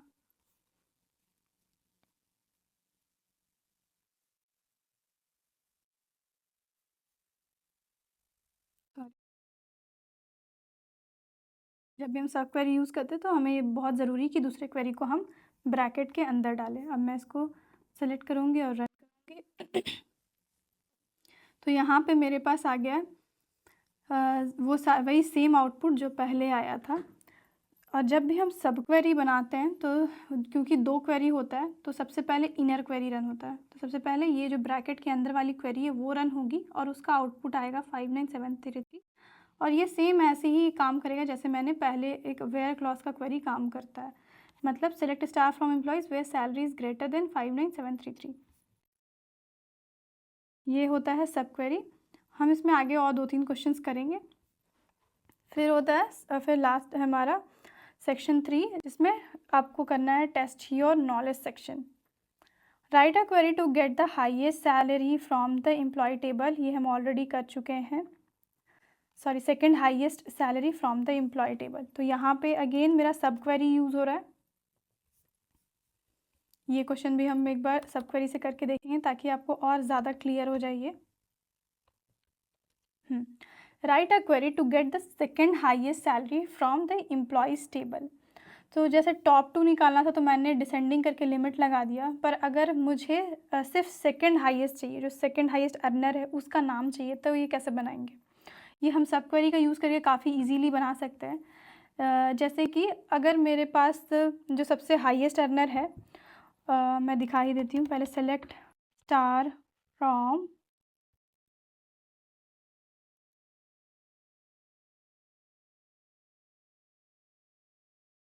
एम्प्लॉयज़, ये पहले रन करूँगी। और इसमें से जो हाईएस्ट अर्नर है वो है प्रिया, जिसकी सैलरी है 75,000। और अगर मैं ये प्रिया को इस पूरे टेबल से डिलीट कर दूँ और उसके बाद अगर मैं मैक्सिमम लगाऊंगी, मैक्स लगाऊंगी, उसके बाद मैं हाईएस्ट निकालूंगी, तो ऑफकोर्स मुझे पता चल जाएगा कि सेकंड हाईएस्ट कौन है। तो इस तरह से हम क्वेश्चन को बाइफिकेट करके बना सकते हैं। पहला ये होगा कि write a query to get the second highest salary, तो उसके लिए मुझे पहले हाईएस्ट को निकालना पड़ेगा और उसको हटाना पड़ेगा। तो पहले क्या करेंगे हम, सेलेक्ट स्टार फ्रॉम एम्प्लॉयज़। सबसे पहले मैं क्या करती हूँ, हाईएस्ट को निकालती हूँ। तो हाईएस्ट को निकालने का फॉर्मूला हो सकता है सेलेक्ट मैक्स, सॉरी क्वेरी हो सकता है मैक्स और सैलरी। तो मुझे सबसे हाईएस्ट वाला मिल जाएगा 75, जो कि प्रिया का था। अब मैं इसको पूरे टेबल से हटा दूँगी, उसके बाद अगर मैं मैक्स लगाऊंगी तो मुझे सेकंड हाईएस्ट मिल जाएगा। तो इसको मैं साइड में रखती हूँ। ये मेरा इनर क्वेरी बन गया। अब मेरा आउटर क्वेरी, जो मुझे सेकंड हाईएस्ट निकालना है, तो सेलेक्ट स्टार फ्रॉम, यहाँ पे मैं नेम कर सकती हूँ इंस्टेड ऑफ एवरीथिंग, फ्रॉम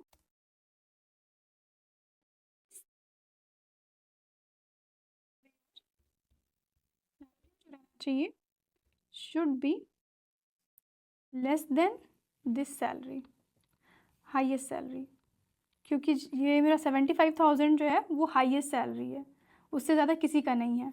तो जो भी आएंगे वो इससे नीचे ही आएंगे। ठीक है। अब इसके बाद मैं क्या करूँगी, इसमें जैसे ही मैं सेलेक्ट नेम फ्रॉम एम्प्लॉयज़ करूँगी, जिसका सैलरी इससे कम आएगा, तो मुझे सारा डेटा आ जाएगा एक्सेप्ट 75,000 वाला रोज़। अब मुझे क्या चाहिए कि इसमें भी मुझे हाईएस्ट निकालना है। तो मैं क्या कर सकती हूँ, जब मुझे सारा आ गया है एक्सेप्ट दिस रो, तो मैं पूरे आउटपुट को ऑर्डर बाय कर सकती हूँ डिसेंडिंग, लास्ट अप्रोच जो हमने किया था। मैं पूरे टेबल को ऑर्डर बाय डिसेंडिंग, सैलरी के अकॉर्डिंग डिसेंडिंग ऑर्डर में सॉर्ट कर दूँगी, ऑर्डर बाय सैलरी डिसेंडिंग। अब इसको मैं लिमिट कर दूँगी 1, ताकि मुझे सिर्फ सेकेंड हाईएस्ट मिल सके। और अब मैं इसको सेलेक्ट करूँगी, सेलेक्ट और रन करूँगी और मेरे को मिल जाएगा करण।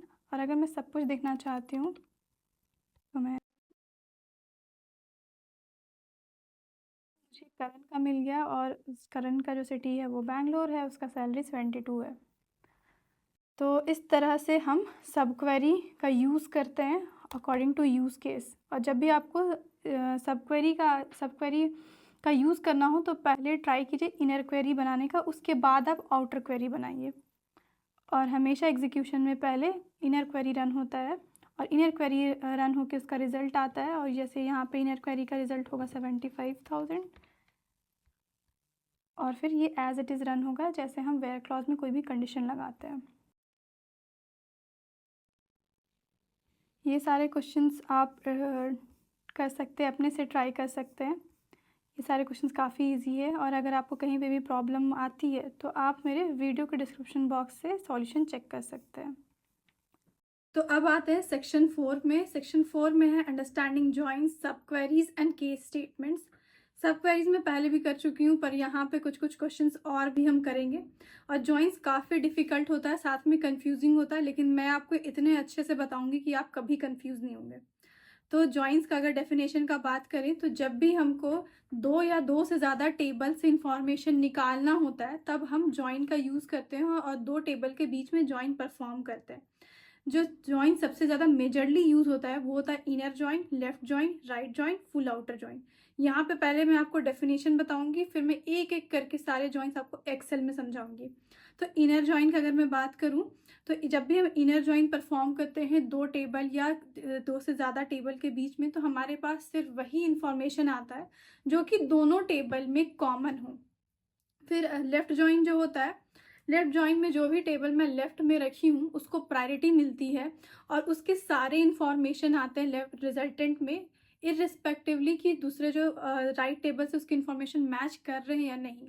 जो भी राइट टेबल से इंफॉर्मेशन मैच नहीं करेंगे उसके प्लेस में नल आएगा।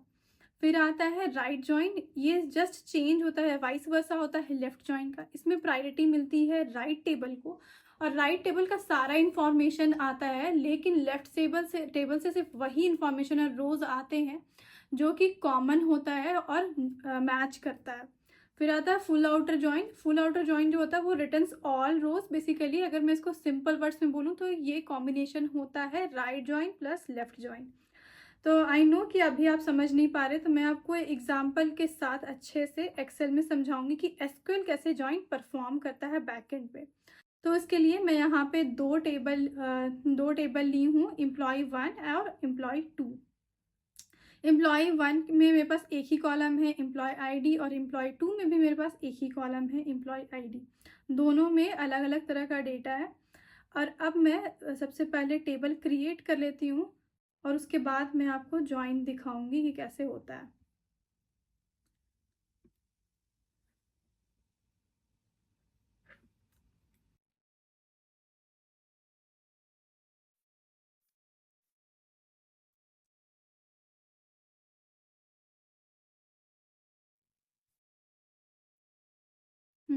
तो मैं यहाँ पे टेबल 1 क्रिएट करते हुए एम्प्लॉय 1, और ये सक्सेसफुली हो चुका है रन। तो let me show you star from MP1।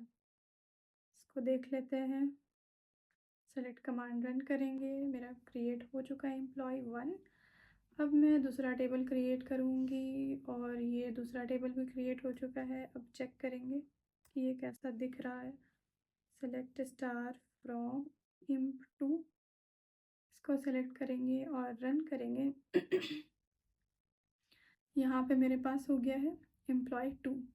अब आता है कि इनर जॉइन अगर मैं परफॉर्म करूँगी, तो इनर जॉइन का पहले अगर सिंटैक्स में दिखाऊँ आपको, तो सिंटैक्स होता है select star from employee 1 as E1। तो यहाँ पे जो भी फ्रॉम के बाद एज E1 लगा रही हूँ, मतलब मैं यहाँ पे टेबल को एक दूसरा नेम दे रही हूँ, जिसका मतलब होता है अलियासिंग। जैसे कि हमारे घर में ही बहुत किसी का दो नेम होता है, एक निक नेम होता है, जितना हम निक नेम इसीलिए रखते हैं ताकि हमें ईजी हो उसको पुकारना।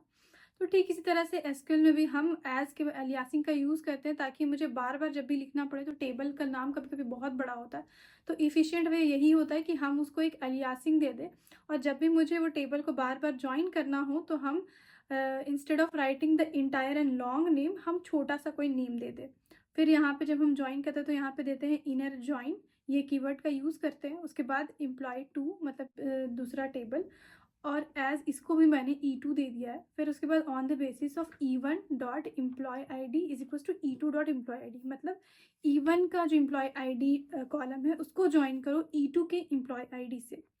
और जब भी हम इनर ज्वाइन करते हैं यहाँ पे, तो यहाँ पे इनर कीवर्ड का यूज़ करते हैं, लेकिन अगर आप नहीं भी यूज़ करें, बेस्ड ऑन द कंडीशन, ये बाय डिफ़ॉल्ट इनर ज्वाइन करता है।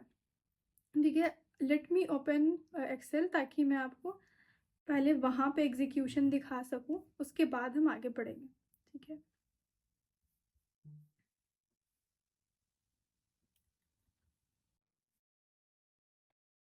तो यहाँ पे मैंने दोनों टेबल को कॉपी कर लिया है स्प्रेडशीट में। अब मैं बताऊंगी कि अगर मैं इनर ज्वाइन परफॉर्म करती हूँ तो कैसे वर्क होता है। सबसे पहले एसक्यूएल टेबल 1 में जाएगा और उसके बाद यहाँ पे टेबल 1 के फर्स्ट रो से एग्जीक्यूशन शुरू करेगा। फर्स्ट वाला जो रो होगा उसका वैल्यू उठाएगा, टेबल 2 में जाएगा और देखेगा कि इसके पास कोई मैचिंग वैल्यूज़ है, तो टेबल 2 में इसको 1 मिल जाएगा, मतलब है। तो फर्स्ट टेबल से 1 आएगा, सेकंड टेबल से भी 1 आएगा। फिर आएगा फिर एग्जीक्यूशन होगा 2 से। 2 जाएगा और टेबल 2 में चेक करेगा कि इसका कोई भी मैचिंग वैल्यूज़ है, उसको मिल जाएगा कि हाँ है। तो फिर 2 आएगा फ्रॉम टेबल 1 एम्प्लॉय 1, और अगेन इस टेबल से भी 2 आएगा, टेबल 2 से भी। फिर अब आते हैं 3 पे। 3 जाएगा और पूरे टेबल में चेक करेगा कि इसका कोई भी मैचिंग वैल्यूज़ है या नहीं, तो उसको नहीं मिलेगा। तो सिंस ये इनर जॉइन है, तो अगर मैचिंग वैल्यू नहीं होगा तो ये 3 जो है वो एलिमिनेट हो जाएगा रिजल्टेंट से, आउटपुट से। फिर आएगा 5। 5 भी जाएगा और टेबल 2 में चेक करेगा कि इसका कोई भी मैचिंग वैल्यू है या नहीं, इसको 5 भी नहीं मिलेगा, तो 5 भी एलिमिनेट हो जाएगा रिजल्टेंट से। फिर आते हैं 7 पे। 7 जाएगा, टेबल 2 में चेक करेगा और उसको मिल जाएगा, तो फ्रॉम टेबल 1 ये 7 आएगा, फिर टेबल 2 में भी 7 आएगा। फिर आते हैं हम 8। अब 8 को हम चेक करेंगे टेबल 2 में, और 8 जो है मैचिंग वैल्यूज़ ढूंढेगा टेबल 2 में भी, और अगर इसको मिल जाएगा तो फिर फ्रॉम टेबल 1 8 आएगा, फ्रॉम टेबल 2 दूसरा 8 आएगा। तो जो हमारा पूरा आउटपुट आएगा वो होगा 1 1 2 2 7 7 और 8 8। अब late me run the query. अब हम देखते हैं कि जब हम इनर जॉइन परफॉर्म करेंगे तो कितना क्या आएगा आउटपुट। सो जैसा मेरा आया था यहाँ पे भी सेम आया है, 1 1 2 2 7 7 और 8। अब मैं बताती, अब हम चलते हैं लेफ्ट जॉइन पे। सो लेफ्ट जॉइन का जो सिंटैक्स होता है सेम होता है इनर जॉइन की तरह, बस हम वहाँ पे इनर यूज़ करते हैं इनर कीवर्ड का, यहाँ पे हम यूज़ करेंगे लेफ्ट कीवर्ड का। तो left join emp2 as e2 on e1.empid। यहाँ पे हम e1.empid इसीलिए लगाते हैं कि हम स्पेसिफाई करते हैं कि मैं e1 टेबल का एम्प्लॉय आईडी कॉलम को ज्वाइन करो e2 टेबल का एम्प्लॉय आईडी से। सो ये है मेरा लेफ्ट जॉइन। अब मैं दिखाती हूँ कि एग्जीक्यूशन कैसे होता है। तो जब भी लेफ़्ट जॉइन का बात आता है तो ऑलवेज़ रिमेंबर कि लेफ़्ट टेबल को प्रायोरिटी मिलती है। तो यहाँ पे लेफ़्ट टेबल जो है वो एम्प्लॉय 1 है, ये एम्प्लॉय 1 टेबल जो है वो लेफ़्ट टेबल है। तो एम्प्लॉय 1 टेबल का सारा ही वैल्यूज़ आउटपुट में आएगा। तो चलिए हम देखते हैं कैसे एग्जीक्यूशन करता है एसक्यूएल। सबसे पहले ये 1 देखेगा और मैचिंग वैल्यूज़ चेक करेगा टेबल 2 में, इसको मिल जाएगा, ये रिटर्न करेगा, टेबल 2 से भी 1 आएगा। फिर आते हैं 2 पे। 2 जाएगा और मैचिंग वैल्यूज़ सर्च करेगा, उसको मिल जाएगा एम्प्लॉय 2 से, तो ये एम्प्लॉय 2 में भी 2 रिटर्न करेगा। फिर आते हैं 3 पे। 3 भी जाएगा और सर्च करेगा टेबल 2 में कि उसके मैचिंग वैल्यूज़ है या नहीं, इसको नहीं मिलेगा टेबल 2 में, क्योंकि ये लेफ़्ट जॉइन है तो लेफ़्ट टेबल के सारे वैल्यूज़ आएंगे और राइट टेबल से सिर्फ वही आएगा जो मैच करेगा। तो सिंस यहाँ पे 3 का कोई मैचिंग नहीं है तो इसके प्लेस पे नल असाइन हो जाएगा। फिर आते हैं हम 5 पे। 5 जो है अगेन चेक करेगा पूरे टेबल में कि इसका कोई मैचिंग वैल्यूज़ है या नहीं, उसको नहीं मिलेगा तो अगेन ये लेफ़्ट जॉइन है तो प्रायोरिटी लेफ़्ट टेबल को मिलेगी, और उसके प्लेस पे हम इसके प्लेस पे एसक्यूएल नल असाइन करेगा। फिर आता है 7। 7 जाएगा टेबल 2 में चेक करेगा, उसको मैचिंग वैल्यूज़ मिल जाएगा, तो यहाँ पे कॉमन वैल्यू सारे ही रिटर्न होते हैं, तो यहाँ पे 7 टेबल 1 से भी आएगा, टेबल 2 से भी आएगा। फिर आता है 8। 8 जाएगा और एम्प्लॉय 1 में एम्प्लॉय 2 में चेक करेगा और यहाँ पे उसको मिल जाएगा, क्योंकि ये कॉलम कॉमन वैल्यूज़ है। तो अगर लेफ़्ट जॉइन में परफॉर्म करूँगी तो ये मेरा आउटपुट आना चाहिए 1 1 2 2 3 के प्लेस में नल, 4 के 5 के जस्ट सामने नल, और 7 7 और 8 8। अब मैं इसको रन करके देखती हूँ कि क्या आता है। So let me select the entire query. उसके बाद 1 1 2 2 3 के प्लेस में नल, 5 के प्लेस में नल, 7 7 और 8 8, यही सेम मेरा भी आया है। और ये एग्जीक्यूशन खुद से करना काफ़ी ज़रूरी होता है। आप जब भी कोई भी जॉइन का क्वेश्चन करें, मेक श्योर कीजिए कि आप पेन पेपर में या फिर इस तरह से एक्सेल शीट में ज़रूर प्रैक्टिस कीजिए कि कैसे एग्जीक्यूशन हो रहा है। इससे आप बहुत जल्दी विजुअलाइज कर पाएंगे और कोई भी इस तरह का क्वेश्चन आएगा इंटरव्यू में, आप बहुत ईजिली आंसर कर पाएंगे। अब आते हैं हम राइट जॉइन पे। सो ये था लेफ़्ट जॉइन का। अब आते हैं हम राइट जॉइन पे। तो राइट जॉइन में क्या होगा कि राइट टेबल जो है वो एम्प्लॉय 2 है और यहाँ पे प्रेफरेंस जो है वो राइट टेबल को मिलेगी, मतलब सारे ही वैल्यूज़ आएंगे राइट टेबल से, इर्रिस्पेक्टिव कि वो मैच कर रहा है या नहीं कर रहा है लेफ़्ट टेबल में। ये जस्ट सेम उल्टा होता है लेफ़्ट जॉइन का। तो यहाँ पे एग्जीक्यूशन राइट टेबल से शुरू होगा, मतलब 1 से शुरू होगा। सो आता है कि 1 जाएगा, चेक करेगा कि एम्प्लॉय 1 में उसका कोई मैचिंग वैल्यूज़ है या नहीं, उसको मिलेगा, ये 1 रिटर्न करेगा, सिंस ये कॉमन वैल्यूज़ है तो आ जाएगा। फिर आते हैं 2 पे, 2 भी जाएगा और चेक करेगा कि इसका कोई मैचिंग वैल्यूज़ है या नहीं एम्प्लॉय 1 में, उसको मिल जाएगा। यहाँ पे 2 रिटर्न करेगा क्योंकि ये कॉमन है। फिर आएंगे 4, 4 जाएगा और चेक करेगा एम्प्लॉय टेबल 1 में कि इसका कोई मैचिंग वैल्यूज़ है या नहीं है। यहाँ पे 4 को नहीं मिलेगा, तो इसके 4 के सामने लेफ़्ट टेबल में एम्प्लॉय 1 से नल आ जाएगा। फिर आते हैं 6, 6 भी जाएगा एम्प्लॉय 1 में, चेक करेगा, मतलब लेफ़्ट टेबल में चेक करेगा, इसको कोई भी मैचिंग वैल्यूज़ नहीं मिलेंगे, तो इसके प्लेस में अगेन नल असाइन हो जाएगा। फिर आते हैं 7, 7 जाएगा और वो चेक करेगा एम्प्लॉय 1 में, इसको मिल जाएंगे वैल्यूज़, तो क्योंकि ये कॉमन है इसीलिए यहाँ पे 7 असाइन हो जाएगा। फिर आते हैं हम 8, 8 भी कॉमन है तो 8 के सामने भी वैल्यू आएंगे फ्रॉम एम्प्लॉय 1। तो मेरा जो राइट जॉइन का आउटपुट होगा वो होगा 1, 1, 2, 2, 4 के सामने नल, 6 के सामने नल, 7, 7 और 8, 8। अब मैं इसको रन करके आपको दिखा देती हूँ। Let me first copy the syntax.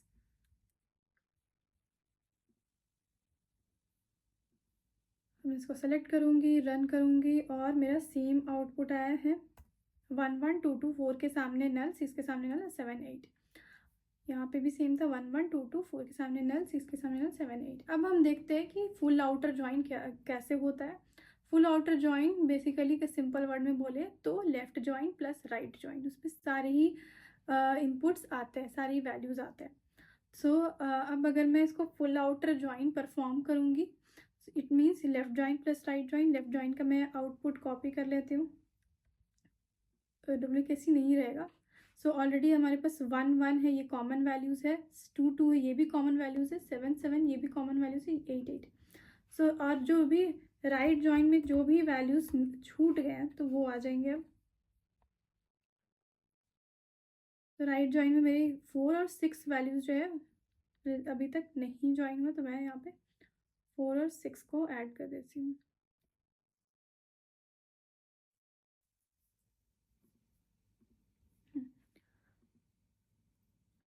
सो मेरा जो आउटपुट आएगा 1, 1 होगा, 2, 2 होगा, 3 के सामने नल आएगा और 5 के सामने नल आएगा, 7, 7, 8, 8, 4 के सामने नल और 6 के सामने नल। इसका ऑर्डर में भी चेंज हो सकता है या आगे पीछे हो सकते हैं रोज़।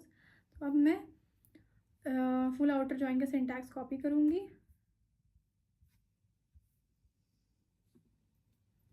और यहाँ पे पेस्ट करूँगी। तो यहाँ पे सेम आया है 1, 1, 2, 2 ये कॉमन था, 3 के सामने नल, 4 के सामने नल, 5 के सामने नल और 6 के सामने नल, 7, 7 और 8, 8। यहाँ पे ये ऑर्डर वाई हो गया है बस असेंडिंग में।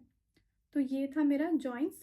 अब हम आते हैं नेक्स्ट टॉपिक पे, वो है केस स्टेटमेंट। तो केस स्टेटमेंट सेम होता है इफ़ एल्स की तरह, जो भी हम अदर प्रोग्रामिंग लैंग्वेज में करते हैं, पाइथन में या जावा में या C++ में, ठीक इसी तरह से SQL में होता है केस स्टेटमेंट, जिसमें अगर ये ज़्यादातर काम आता है जब मुझे बकेटिंग करना होता है या फिर कोई फ्लैग कॉलम असाइन करना होता है, तब हम केस स्टेटमेंट का यूज़ करते हैं।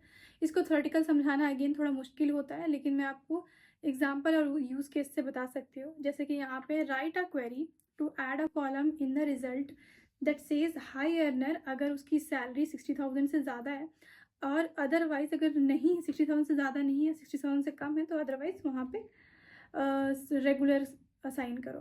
तो अगर 60,000 से ज़्यादा है तो मुझे हाई अर्नर करना है, 60,000 से कम है एल्स तो वो आ जाएगा कि उसको रेगुलर असाइन करो। ये है मेरा क्वेश्चन। और यहाँ पे अगेन मुझे एक बकेट तैयार करना है कि जहाँ पे 60,000 से ज़्यादा है उसको हाई अर्नर देना है और नहीं तो रेगुलर असाइन करना। तो जब भी इस तरह का क्वेश्चन आता है जहाँ पे आपको बकेट असाइन करना पड़ता है या फिर किसी रेंज में, लेट सपोज कि 40,000 से 50,000 तक है, तो लो अर्नर, और फिर 50 से 60 है तो मिड अर्नर, और 60 से ज़्यादा है तो उसको हाई अर्नर। इस तरह का जब भी आपको किसी कॉलम के आधार पर बकेटिंग बनाना होता है तब हम इफ एल्स या केस स्टेटमेंट का यूज़ करते हैं एसक्यूएल में। तो अब इसको कैसे यूज़ करते हैं मैं आपको सिंटैक्स बता देती हूँ। सेलेक्ट स्टार, केस स्टेटमेंट हमेशा यूज़ होता है केस से, तो यहाँ पे यूज़ करूँगी मैं केस, और इसको हम व्हेन लिखते हैं, केस व्हेन। जब यहाँ पे था सैलरी जो रहेगा, जब सैलरी मोर देन 60,000 रहेगा देन उसको लिख दो तुम हाई अर्नर, हाई अर्नर। नहीं तो, अब जब वो नहीं है तो हम लिखेंगे एल्स रेगुलर, लिखो उसको रेगुलर बता दो। Thank you. अब जो ये बकेटिंग क्रिएट करेगा और एक फ्लैग देगा रेगुलर हाई अर्नर का, तो वो जो कॉलम न्यू क्रिएट होगा मैं चाहती हूँ वो स्टेटस नाम रहे उस कॉलम का, हेडिंग का। तो यहाँ पे हम देख सकते हैं कि एल्स, और फिर यहाँ पे लिखूंगी मैं एंड एज, यहाँ पे स्टेटस। अब आएगा from employees. Before running this query मैं एक काम करती हूँ, सेलेक्ट स्टार रन कर लेती हूँ। सेलेक्ट स्टार फ्रॉम एम्प्लॉयज, ठीक है, ताकि मैं समझा सकूँ। इसको मैं रन करूँगी अब। जैसे कि यहाँ पे 60,000 से ज़्यादा जैसे रिया है, तो मैं चाहती हूँ कि इसको इसके बगल में हाई अर्नर आ जाए, और जो अंकित है इसका 60,000 से कम है तो इसके बगल में मैं चाहती हूँ कि रेगुलर आ जाए। फिर 75 जिसका प्रिया का, मैं चाहती हूँ इसके बगल में भी हाई अर्नर आ जाए। और फिर ये राज है, इसका 53 है, तो मैं चाहती हूँ कि इसके बगल में रेगुलर आए। सो अब मैं इस क्वेरी को रन करूँगी। तो जैसे ही मैं केस वेन लगाई और जैसा मैं आउटपुट चाहती थी, जैसे अंकित इसका सैलरी जो है वो 55,000 है, इसके बगल में रेगुलर आया। रिया इसका सैलरी जो है वो 62,000 है, 62,000 है, इसके बगल में हाई अर्नर आया। फिर सुहेल है, इसका सैलरी जो है 48,000 है, इसके बगल में रेगुलर आया। तो जब भी आपको इस तरह का बकेटिंग का क्वेश्चन आता है ना, तो उस केस में हम केस वेन का यूज़ कर सकते हैं। तो ये था केस स्टेटमेंट्स इन एसक्यूएल। अब हमारे पास सेक्शन 5 में टेक होम टास्क है जो कि आपको खुद करना है, लेकिन मैं इसमें से एक क्वेश्चन कर देती हूँ ताकि आपको एक आइडिया मिले। और मैं चाहती हूँ कि नेक्स्ट 4 जो भी क्वेश्चन है वो आप खुद से करें। लेकिन अगर आपको कोई भी डाउट आता है तो feel free to ask any questions in the comment section. और फर्स्ट क्वेश्चन है यहाँ पे, find developers who earn more than their leads, write a solution to find the developers who earn more than their leads, their team leads. तो ये मेरे पास table है जिसमें डेव आईडी है, डेव नेम है, और सैलरी है, और लीड आईडी है। मतलब ये फर्स्ट जो है आकाश है, उसका डेव आईडी जो है वो 1 है, उसका सैलरी 70,000 है, और उसका लीड जो है उसका आईडी जो है वो 3 है। सो अगर लीड का आईडी 3 है तो लीड मतलब राहुल हुआ उसका, आकाश का लीड जो है वो कौन है, राहुल है। ठीक इस तरह से मीरा है सेकंड में, डेव आईडी, उसका सैलरी जो है 80,000 है, और उसका लीड का आईडी 4 है। तो लीड का आईडी 4 है, मतलब इसकी लीड कौन हुई, मीरा की लीड कौन है, तान्या है। ठीक है, और तान्या का सैलरी जो है 90,000 है। फिर यहाँ पे हमारे इसी तरह से हमारे पास है राहुल। राहुल का राहुल का लीड कोई नहीं है, मीन्स कि राहुल का लीड कोई नहीं है, और राहुल जो है वो आकाश का लीड है। राहुल का सैलरी 60,000 है, और आकाश का सैलरी जो है 70,000 है, मतलब आकाश जो है वो अपनी लीड से ज़्यादा कमा रहा है। तो मुझे ऐसे ही एम्प्लॉयज़ का नाम चाहिए जो अपने लीड से ज़्यादा कमा रहे हैं। तो इस केस में ऐसा जब भी क्वेश्चन आता है जिसमें सेम टेबल दूसरी इंफॉर्मेशन का रेफरेंस हो, जैसे यहाँ पे आकाश का लीड कौन है, खुद यही टेबल में एग्जिस्ट करता है, और उसका लीड का आईडी जो है वो 3 है। तो जब दो तरह के इंफॉर्मेशन एक ही टेबल में एग्जिस्ट करते हैं, एक ही टेबल में दोनों का रेफरेंस होता है, तब हम सेल्फ ज्वाइन का यूज़ करते हैं। तो ये क्वेश्चन मैं सॉल्व करूँगी यूजिंग सेल्फ ज्वाइन। अब मैं बताती हूँ आपको कैसे। पहले let me create the table and insert some data. मैं यहाँ से इंसर्ट क्रिएट का सिंटैक्स कॉपी कर लेती हूँ।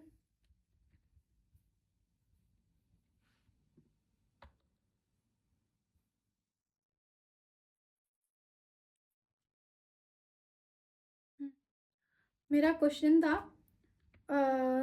एम्प्लॉय नेम जो लीड से ज़्यादा, जो अपने ही लीड से ज़्यादा अर्न कर रहा है।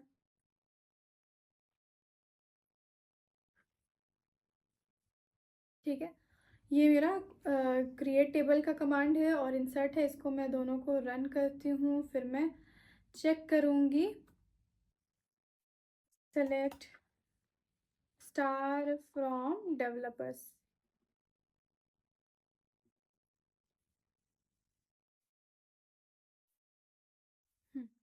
मेरा डेवलपर टेबल क्रिएट हो चुका है। अब मुझे पहले तो कंपेयर करने के लिए दोनों इन्फॉर्मेशन को साथ में लाना होगा। मतलब जैसे कि यहाँ पे लीड है, तो लीड के बगल में ही लीड का आईडी है, तो यहाँ पे मुझे लीड का नाम भी चाहिए होगा और उसका सैलरी भी होना चाहिए, तभी मैं कंपेयर कर सकती हूँ और एसक्यूएल क्वेरी लिख सकती हूँ।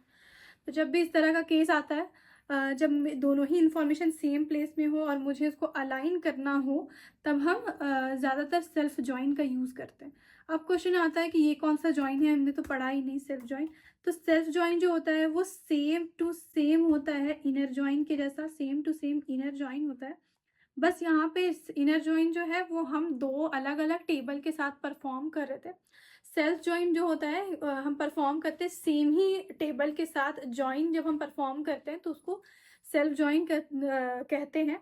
इसमें बस अगर मैं ये टेबल को कॉपी कर दूँ और इसका सेम एक कॉपी क्रिएट कर दूँ और फिर दोनों में जॉइन इनर जॉइन परफॉर्म करूँ तो उसको सेल्फ जॉइन बोलते हैं। अब मेरा जो क्वेश्चन था उसके अकॉर्डिंग मुझे क्या चाहिए कि ये लीड के बगल में लीड का नाम भी आना चाहिए, साथ साथ उसका सैलरी भी आना चाहिए। तो मुझे इसमें सेल्फ जॉइन परफॉर्म करना होगा। इट वुड बी बेटर कि अगर मैं यहाँ पे सॉल्यूशन कॉपी कर लूँ ताकि मेरा टाइम ज़्यादा नहीं लगे। And I will explain you everything. तो सबसे पहले मुझे लीड के बगल में उसका इन्फॉर्मेशन चाहिए, मतलब नाम और सैलरी चाहिए, ताकि मैं उसको कंपेयर कर पाऊँ। तो इसीलिए मैंने यहाँ पे फ्रॉम डेवलपर्स को एक कॉपी क्रिएट करना हुआ। सो फ्रॉम डेवलपर्स से मैं इंफॉर्मेशन लूँगी और ज्वाइन करूँगी डेवलपर से ही, और उसको जो दूसरी बार मैं ज्वाइन करूँगी तो मुझे अगेन चेंज करना होगा नाम, ताकि मैं उसको कॉपी क्रिएट करूँ।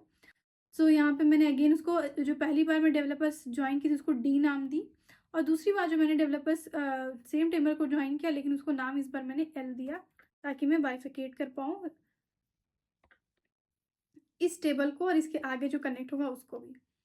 तो जैसे ही मैं जैसे ही मैं सेल्फ ज्वाइन परफॉर्म करूँगी तो किससे हम ज्वाइन परफॉर्म कर सकते हैं। फर्स्ट तो मैं, ये होगा पहला वाला टेबल का डेव आईडी, और सिंस मुझे लीड के बगल में उसका इन्फॉर्मेशन चाहिए तो इसीलिए मैं दूसरे वाले जो कॉपी टेबल है उसका लीड आईडी से ज्वाइन करूँगी। फर्स्ट टेबल का डेव आईडी से और दूसरे टेबल का लीड आईडी को यूज़ करके ज्वाइन करूँगी ताकि इसके बगल में इन्फॉर्मेशन आ जाए। तो on D dot lead ID and is equals to L dot dev ID. जैसे ही मैं ये परफॉर्म करूँगी तो जैसे मैं इस बेसिस पे ज्वाइन करूँगी तो लीड के बगल में जहाँ पे भी मैच होगा, जैसे कि ये 3 मैच करेगा, 3 और 3 मैच करेगा, तो मुझे यहाँ पे इसका राहुल का इन्फॉर्मेशन आ जाएगा, आकाश के बगल में राहुल का। फिर यहाँ पे 4 मैच करेगा तो यहाँ पे मीरा के बगल में तानिया का इन्फॉर्मेशन आ जाएगा। तो इसीलिए मैं सेल्फ ज्वाइन परफॉर्म करूँगी। उसके बाद मैं यहाँ पे कंडीशन डालूंगी कि D dot salary should be greater than L dot salary. तो D dot salary should be greater than L dot salary क्यों बोल रही हूँ मैं, क्योंकि ऑलरेडी फर्स्ट टेबल था जो मैंने क्रिएट किया था, इसके बगल में जो टेबल आएगा वो कॉपी टेबल होगा, जो एल, जिसका मैंने नाम एल रखा था। तो यहाँ पे डी डॉट सैलरी, मतलब फर्स्ट वाला का जो डी डॉट सैलरी है वो ग्रेटर रहेगा एल डॉट, जो इसके बगल में आएगा, आकाश का जो सैलरी आएगा वो ऑफकोर्स इसके बगल में आएगा, एल डॉट सैलरी से बड़ा रहे, तभी मुझे उसका नाम चाहिए, उसका आईडी चाहिए, उसकी सैलरी चाहिए। So let me run it step by step. सबसे फर्स्ट स्टेप मैं दिखाती हूँ कि अगर मैं सेल्फ ज्वाइन करूँगी तो किस तरह से इसके बगल में सेम जो टेबल है कॉपी होकर कैसा दिखेगा। So ignore this part from time before time भी, मैं ये पहले ज्वाइन परफॉर्म करके दिखाती हूँ कैसा होगा। तो जैसे ही मैंने यहाँ पे join, instead of this let me take star.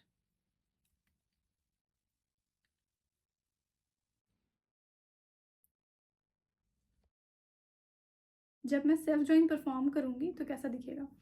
तो जैसे ही मैं सेल्फ ज्वाइन परफॉर्म करूँगी तो आउटपुट कुछ इस तरह से आएगा, D dot dev dot I D और डेव डॉट नेम। ये पहला वाला टेबल का जो था वो टिल हियर ऑलरेडी हमारे पास इंफॉर्मेशन था।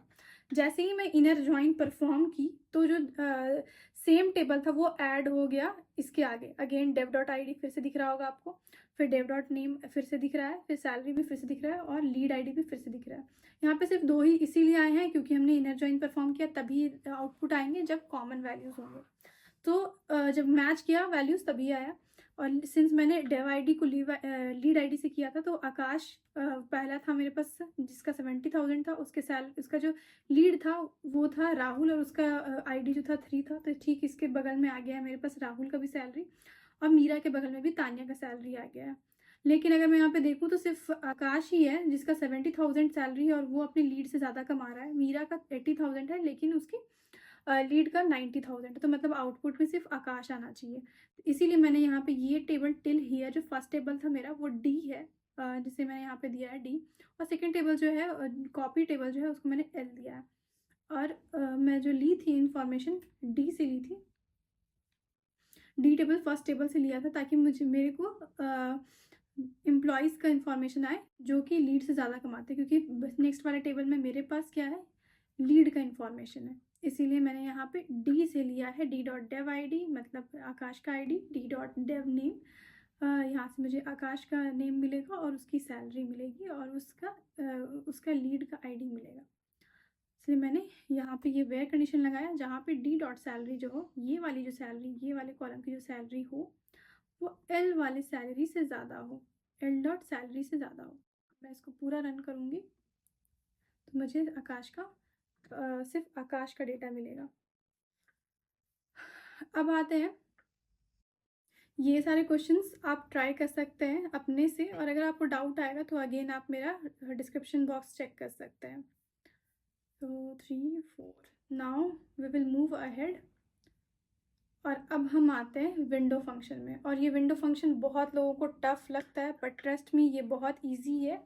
जब विंडो फंक्शन जैसे ही आप सीख लेते हैं ना तो आपके लिए एसक्यूएल का क्वेश्चन बनाना काफ़ी इजी हो जाता है। बहुत तरीका आप यूज़ कर सकते हैं एक क्वेश्चन को बनाने का।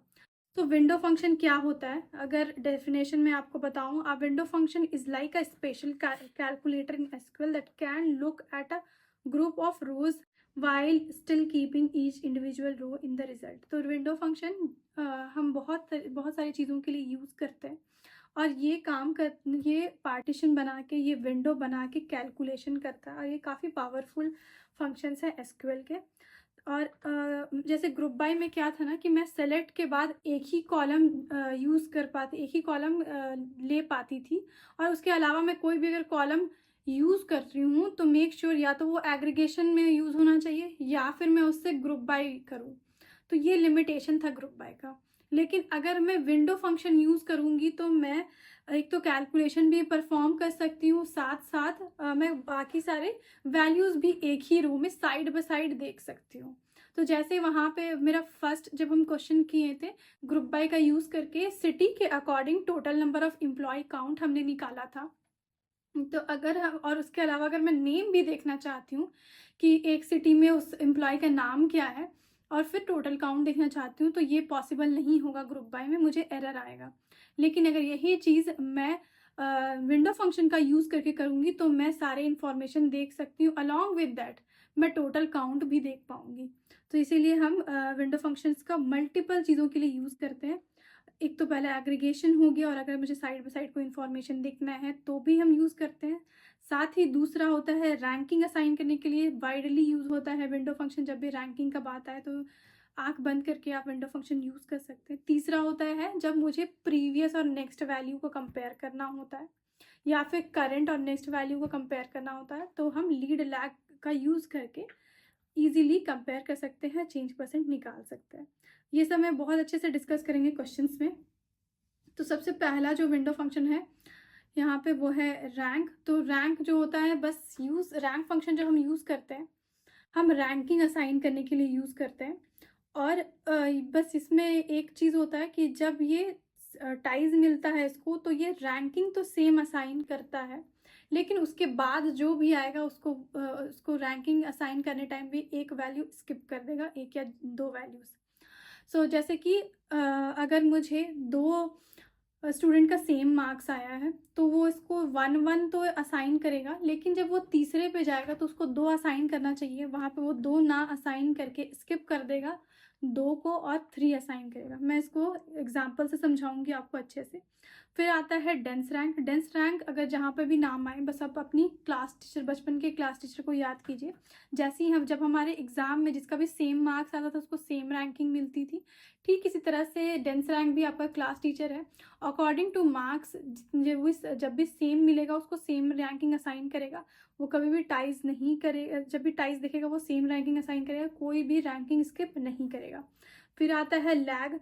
तो जब भी लैग का यूज़ हम करते हैं, अगर मुझे प्रीवियस से करंट को कंपेयर करना होता है तो वो एक कॉलम ऊपर रहता है वैल्यूज़, उसमें हम लैग यूज़ करके ऊपर वाला जो वो एक ऊपर का जो रो होता है उसको बगल में ला सकते हैं और उन दोनों में चेंज परसेंट निकाल सकते हैं। ठीक इसी तरह से लीड होता है, लीड का यूज़ करूँगी मैं तो हम करंट रो को नेक्स्ट रो से कंपेयर कर सकते हैं, क्योंकि जो नेक्स्ट रो है वो उसके बगल में आ जाएगा, उसके बाद मैं चेंज या सब्सट्रैक्शन परफॉर्म कर पाऊँगी। If you are not able to get it, अभी जैसे ही मैं आपको क्वेश्चन करवाऊँगी आपको समझ में आ जाएगा। तो अब आते हैं, imagine you are a class teacher and preparing a ranking list of students in each class based on marks you want to. तो इसका मैं हर एक फंक्शन यूज़ करके बताऊंगी कि कैसे रैंकिंग असाइन करता है विंडो फंक्शन। पहला होगा कि assign position in the class और decide how to handle ties. अगर टाइज होने के बाद स्किप करना है रैंकिंग तो मैं रैंक यूज़ करूँगी। अगर मैं नहीं चाहती हूँ कि टाइज होने के बाद रैंक स्किप हो तो मैं डेंस रैंक यूज़ करूँगी। Let me do it practically. पहले मैं क्रिएट कमांड को कॉपी कर लेती हूँ और इंसर्ट को।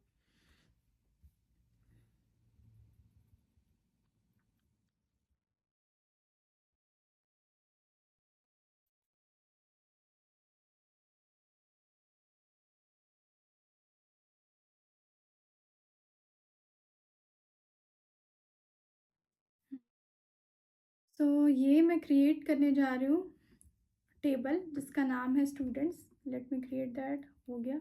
अब मैं इंसर्ट करूँगी इसमें कुछ वैल्यूज़ और अब मैं रन करूँगी, देखूँगी कैसा दिख रहा है ये। सेलेक्ट स्टार फ्रॉम, सेलेक्ट करेंगे, रन करेंगे तो मेरे पास ये डेटा है। अमन 10A में पढ़ता है, उसका मार्क्स 95 है। फिर ऐसे ही मेरे पास 10A और 10B का डेटा है।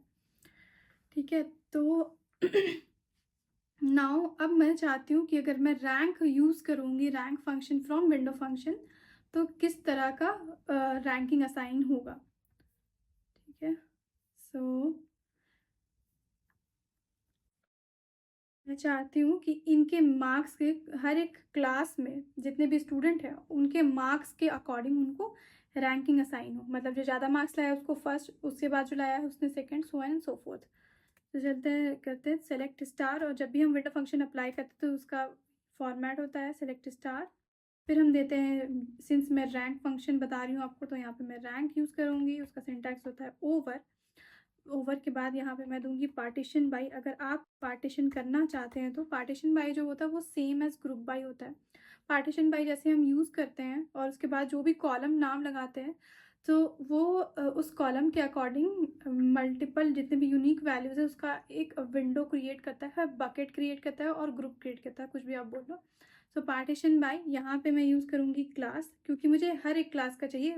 10A का भी चाहिए, 10B का भी चाहिए ranking based on their marks. तो यहाँ पे मैं यूज़ करूँगी पार्टीशन कर दो क्लास से, और मतलब जो भी यूनिक वैल्यू से तोड़ दो, ग्रुप क्रिएट करो। और यहाँ पे दूंगी मैं ऑर्डर बाई। रैंकिंग तुमको असाइन करना है मार्क्स पे, लेकिन याद रखो कि डिसेंडिंग में करना है। तो order by marks descending, descending पहले कर दो, उसके बाद तुम रैंकिंग असाइन करो। सो जो भी ये रैंकिंग असाइन करेगा मैं उस कॉलम का नाम दे देती हूँ RN के। ठीक है, फ्रॉम स्टूडेंट्स।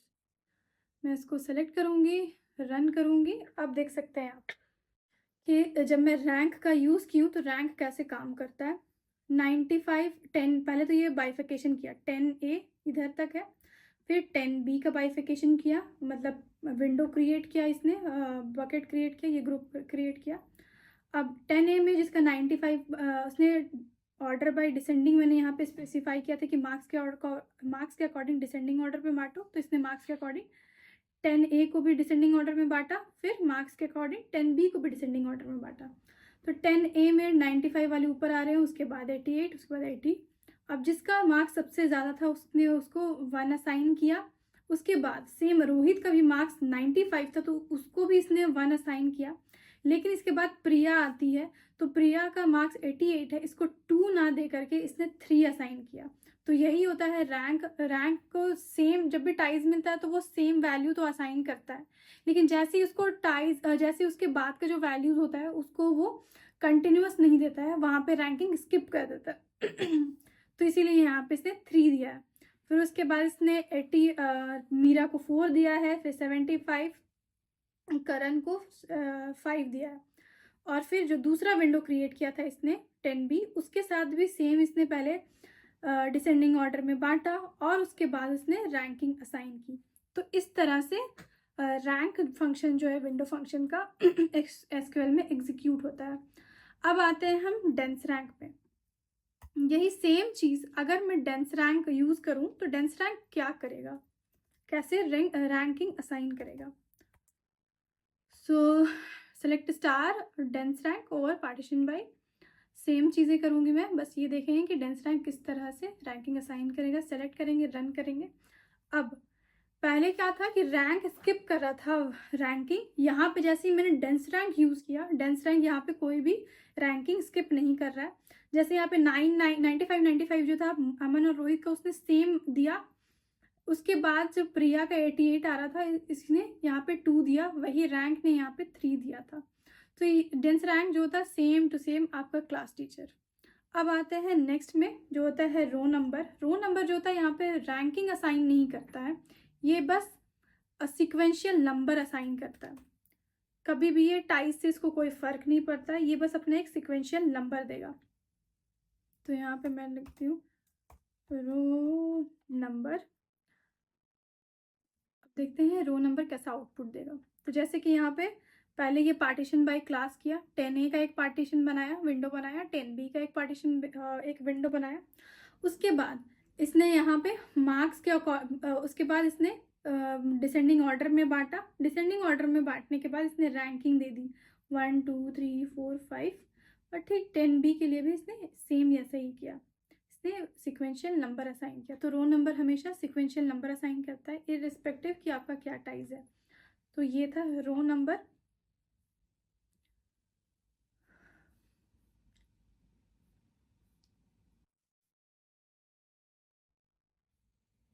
अब आते हैं हम लीड एंड लैग में। सो लीड एंड लैग कैसे काम करता है, उसके लिए उसको समझाने के लिए मैं एक नया टेबल क्रिएट करूँगी। यहाँ पे मैं इंसर्ट और क्रिएट कॉपी कर ले रही हूँ।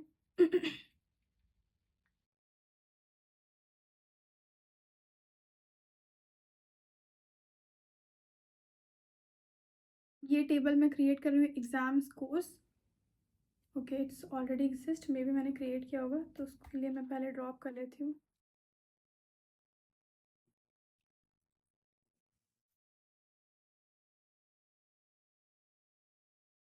ये ड्रॉप हो गया। अब मैं क्रिएट करूँगी, क्रिएट हो गया। अब मैं डेटा डालूँगी, ये डेटा भी इंसर्ट हो गया। अब मैं चेक करूँगी, select star from exam scores. अब मैं रन करके चेक करती हूँ, तो ये है मेरा टेबल। अब आता है लीड और लैग का क्या यूज़ है, लीड एंड लैग।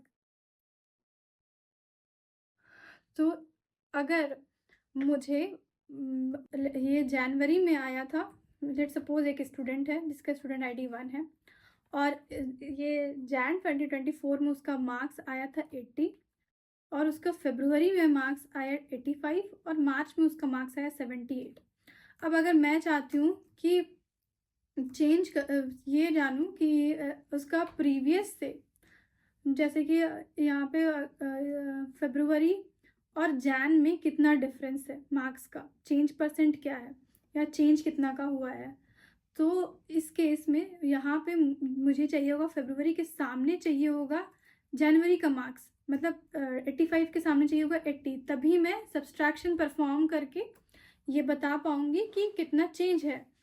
ठीक इसी तरह से मुझे 78 के सामने चाहिए होगा 85 फरवरी का वैल्यू, तभी मैं ये बता पाऊँगी, चेंज माइनस करूँगी दोनों में और ये बता पाऊँगी कि दोनों में क्या डिफरेंस है। तो जब इस तरह का आता है कि सेम टेबल में आपको ऑपरेशन परफॉर्म करना होता है, बेसिकली जब प्रीवियस और करंट का चेंज निकालना हो या फिर करंट और नेक्स्ट का होता है, तब हम लोग लीड और लैग का यूज़ करते हैं। तो यहाँ पे सिंस मेरे को प्रीवियस से चेक करना है, मतलब फरवरी और जैन और फेब में चेक करना है, और फिर मार्च और फेब में चेक करना है, तो मुझे प्रीवियस से चेक करना है। तो मैं यहाँ पे यूज़ करूँगी लैग फंक्शन का, lag function from window function. तो जब हम इसको यूज़ करते हैं तो इसका एक फ़ायदा होता है कि ऊपर के रोज जो है वो 85, जैसे कि यहाँ पे 85 के सामने 80 आ जाएगा और 78 के सामने जो है वो 85 आएगा। इसको अचीव करने के लिए मैं यूज़ करूँगी लैग फंक्शन। तो लैग फंक्शन देखते हैं कैसे यूज़ करते हैं। सेलेक्ट, यहाँ पे मैं स्टार ले रही हूँ, फिर यहाँ पे यूज़ करेंगे लैग। लैग यहाँ पे बताना पड़ता है कि किस कॉलम पे यूज़ करेंगे, तो मैं यूज़ करूँगी मार्क्स पे। मार्क्स के बाद यहाँ पे बताना पड़ता है आपको कि कितना स्टेप साइज आप नीचे उतरना चाहते हैं। सिंस लैग है तो लैग हमेशा नीचे उतरेगा, तो कितना स्टेप साइज आप नीचे उतरना चाहते हैं, तो मैं यहाँ पे 1 लूँगी क्योंकि मुझे जैन से फेब का करना है और फेब से मार्च का करना है। और उसके बाद यहाँ पे तीसरा वैल्यू जो होता है, आर्गुमेंट जो होता है वो होता है कि जब ये नीचे उतरेगा तो ऑफकोर्स सी बात है कि 80 के ऊपर कोई भी वैल्यूज़ नहीं है, तो इसके बगल में कोई वैल्यूज़ नहीं आएंगे। तो मैं क्या असाइन करना चाहती हूँ यहाँ पे, नल। बाय डिफ़ॉल्ट वो नल असाइन होता है, पर मैं चाहती हूँ कि वो नल ना असाइन हो के 0 हो जाए, तो यहाँ पे आप 0 स्पेसिफाई कर सकते हैं। फिर यहाँ पे अगेन आपको ओवर देना पड़ता है। फिर अगर आपको किसी पार्टीशन है तो वहाँ पे हम पार्टीशन बाय दे सकते हैं।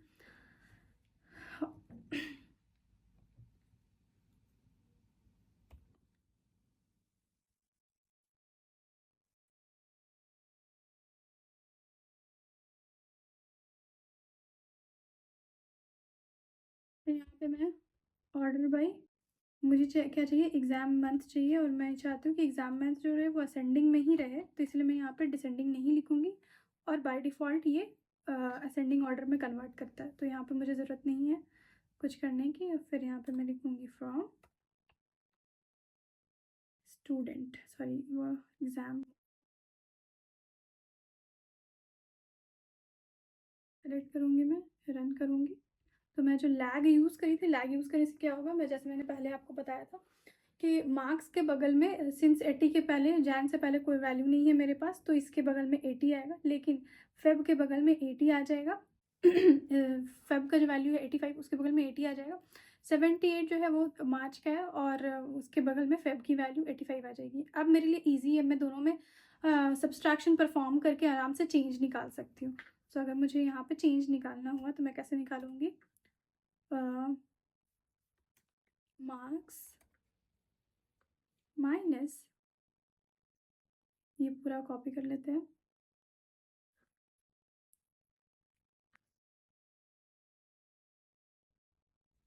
इसको मैं एक अलग ब्रैकेट में डाल देती हूँ, और इसको दे देती हूँ, नाम दे देती हूँ मैं एक एलियास एस चेंज। तो इस तरह से मैं इजीली यहाँ पे चेंज निकाल सकती हूँ कि स्टूडेंट ID 1 ने पहले तो इंक्रीमेंट किया 5 मार्क्स से, फिर उसके बाद यहाँ पे मार्च में उसने -7 मार्क्स से डिक्रीमेंट किया। अब मुझे अगर करंट से नेक्स्ट का करना है, चेंज परसेंट निकालना हुआ, मतलब यहाँ पे मुझे जैन से फेब का कंपैरिजन करना हुआ कि जैन से फेब में कितना उसने आगे बढ़ा। यहाँ पे मुझे 80 के बगल में अगर 85 चाहिए, या फिर 85 के बगल में मुझे 78 चाहिए, ये अगर यूज़ केस रहा, तब मैं यूज़ करूँगी लीड का। लीड से क्या होगा कि वो लैग नीचे आता है, और लीड जो होता है वो एक एक वो रोज़ ऊपर चढ़ता है। तो अब मैं इसको यहाँ तक तो अभी के लिए कमेंट आउट कर देती हूँ ताकि मैं अच्छे से समझा पाऊँ।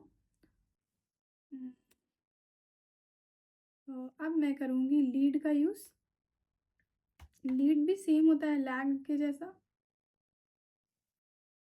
बस ये एक ऊपर एक रो जो है मतलब रोज़ ऊपर जाते हैं इसमें। स्टेप साइज़ आप खुद से डिफाइन कर सकते हो। अगेन मुझे सिर्फ एक ही चाहिए और नल की जगह पे मैं चाहती हूँ 0, तो मैंने यहाँ पे 0 स्पेसिफाई किया over partition by student ID. और ऑर्डर बाय एग्जाम मंथ मैं इसको असेंडिंग ऑर्डर में चाहती हूँ, इसीलिए मैंने यहाँ पे कुछ भी नहीं दिया है। यहाँ पे लिखती हूँ as let it be lead. सो अब मैं दिखाऊंगी ये कैसा दिखेगा जब मैं लीड परफॉर्म करूँगी कैसे। सो यहाँ पे मार्क्स था, अब यहाँ पे 80 के सामने फेब का मार्क्स आ गया, मतलब जैन के सामने फेब का मार्क्स, फिर फेब के सामने जो है मार्च का मार्क्स, और सिंस मार्च के बाद मेरे पास कोई मार्क्स नहीं, कोई डेटा नहीं है, तो इसके बगल में 0 असाइन हो गया। तो ये यही यूज़ केस होता है लीड का और लैग का। अब मैं इजीली दोनों में चेंज परसेंट निकाल सकती हूँ। अगर मुझे करंट माइनस नेक्स्ट करना हुआ, नेक्स्ट चेंज परसेंट हुआ या फिर प्रीवियस चेंज परसेंट निकालना हुआ, तो मैं इजीली लीड और लैग का यूज़ करके कर सकती हूँ। तो जब भी आपके पास ऐसा कोई क्वेश्चन आए जिसमें प्रीवियस मार्क्स और नेक्स्ट मार्क्स का हमें या कोई भी डेटा का परसेंट चेंज परसेंट निकालना हो, तो आप लीड लैग का यूज़ कर सकते हैं। अब आते हैं हम एक प्रैक्टिस विंडो फंक्शन करते हैं। और यहाँ पे फ्रॉम द स्टूडेंट टेबल, मैं इसको कॉपी ही कर लेती हूँ।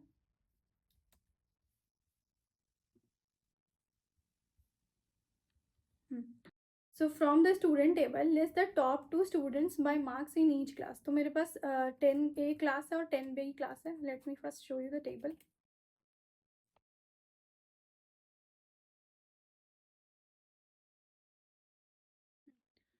तो ये मेरे पास टेबल है और टेबल में मैं चाहती हूँ कि हर एक क्लास में जो टॉप 2 स्टूडेंट्स हैं उसका डेटा चाहिए मुझे, हर एक क्लास के अकॉर्डिंग टॉप 2 चाहिए। तो ऑफ कोर्स मैं यहाँ पे ना तो लिमिट कर सकती हूँ क्योंकि मुझे हर एक क्लास के अकॉर्डिंग करना है, तो ऐसा नहीं कि डिसेंडिंग करके मैं लिमिट 2 लगा दूँगी तो वो सिर्फ एक क्लास का आएगा, या फिर वो टॉप 2 का ही आएगा इरिस्पेक्टिव वो कहाँ से है। और मुझे चाहिए कि दो स्टूडेंट्स का दो top students from each class. तो उसके लिए मैं क्या करूँगी, मैं रैंकिंग असाइन करूँगी ताकि मुझे टॉप 2 स्टूडेंट मिल जाए। और यहाँ पे मैं यूज़ करूँगी डेंस रैंक क्योंकि मैं कोई टाइज नहीं चाहती हूँ, टाइज हो जाएगा तो अगेन वो स्किप कर देगा। तो इसीलिए मैं यहाँ पे डेंस रैंक का यूज़ करके रैंकिंग फर्स्ट असाइन करूँगी। सिलेक्ट स्टार फ्रॉम, स्टार से पहले मैं लगाऊंगी dense rank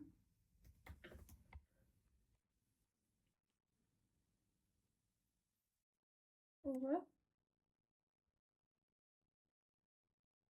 partition by class, क्योंकि मुझे सिंस यहाँ पे मेंशन किया हुआ कि ईच क्लास के अकॉर्डिंग, तो इसलिए मैं यहाँ पे पार्टीशन बाय क्लास लगाऊंगी। फिर ऑर्डर बाय मार्क्स डिसेंडिंग, क्योंकि टॉप 2 चाहिए अकॉर्डिंग टू मार्क्स, तो इसलिए मैंने डिसेंडिंग किया। अब इस जो कॉलम क्रिएट करेगा मैं उसको RNK बोलूँगी। फिर आ जाते हैं फ्रॉम में स्टूडेंट्स। अब जैसे ही मैं इसको क्रिएट करूँगी, रन करूँगी, तो अब मेरे पास आ गया जैसे 10A में जो टॉप 2 स्टूडेंट्स हैं वो टॉप 2 है, मतलब अमन रोहित, क्योंकि इन दोनों का सेम मार्क्स है तो ये दोनों टॉप 1 ही माना जाएगा इन दोनों का रैंकिंग। तो 10A से आएंगे मेरे पास अमन, रोहित और प्रिया। फिर उसके बाद मेरे पास 10B से आना चाहिए रिया, जिया और सिया, क्योंकि इनका टॉप 2 है। ये जो है जिनका रैंकिंग है सेकेंड तक है। अब इनका मुझे क्या चाहिए, स्टूडेंट्स के नेम चाहिए। इसको मैं करने से पहले, क्योंकि यहाँ पे सारे स्टूडेंट्स का आ रहा है डेटा, लेकिन मुझे कितना चाहिए, मुझे सिर्फ हर क्लास से टॉप 2 वाले का चाहिए जिसका सबसे ज़्यादा मार्क्स आया है ईच क्लास।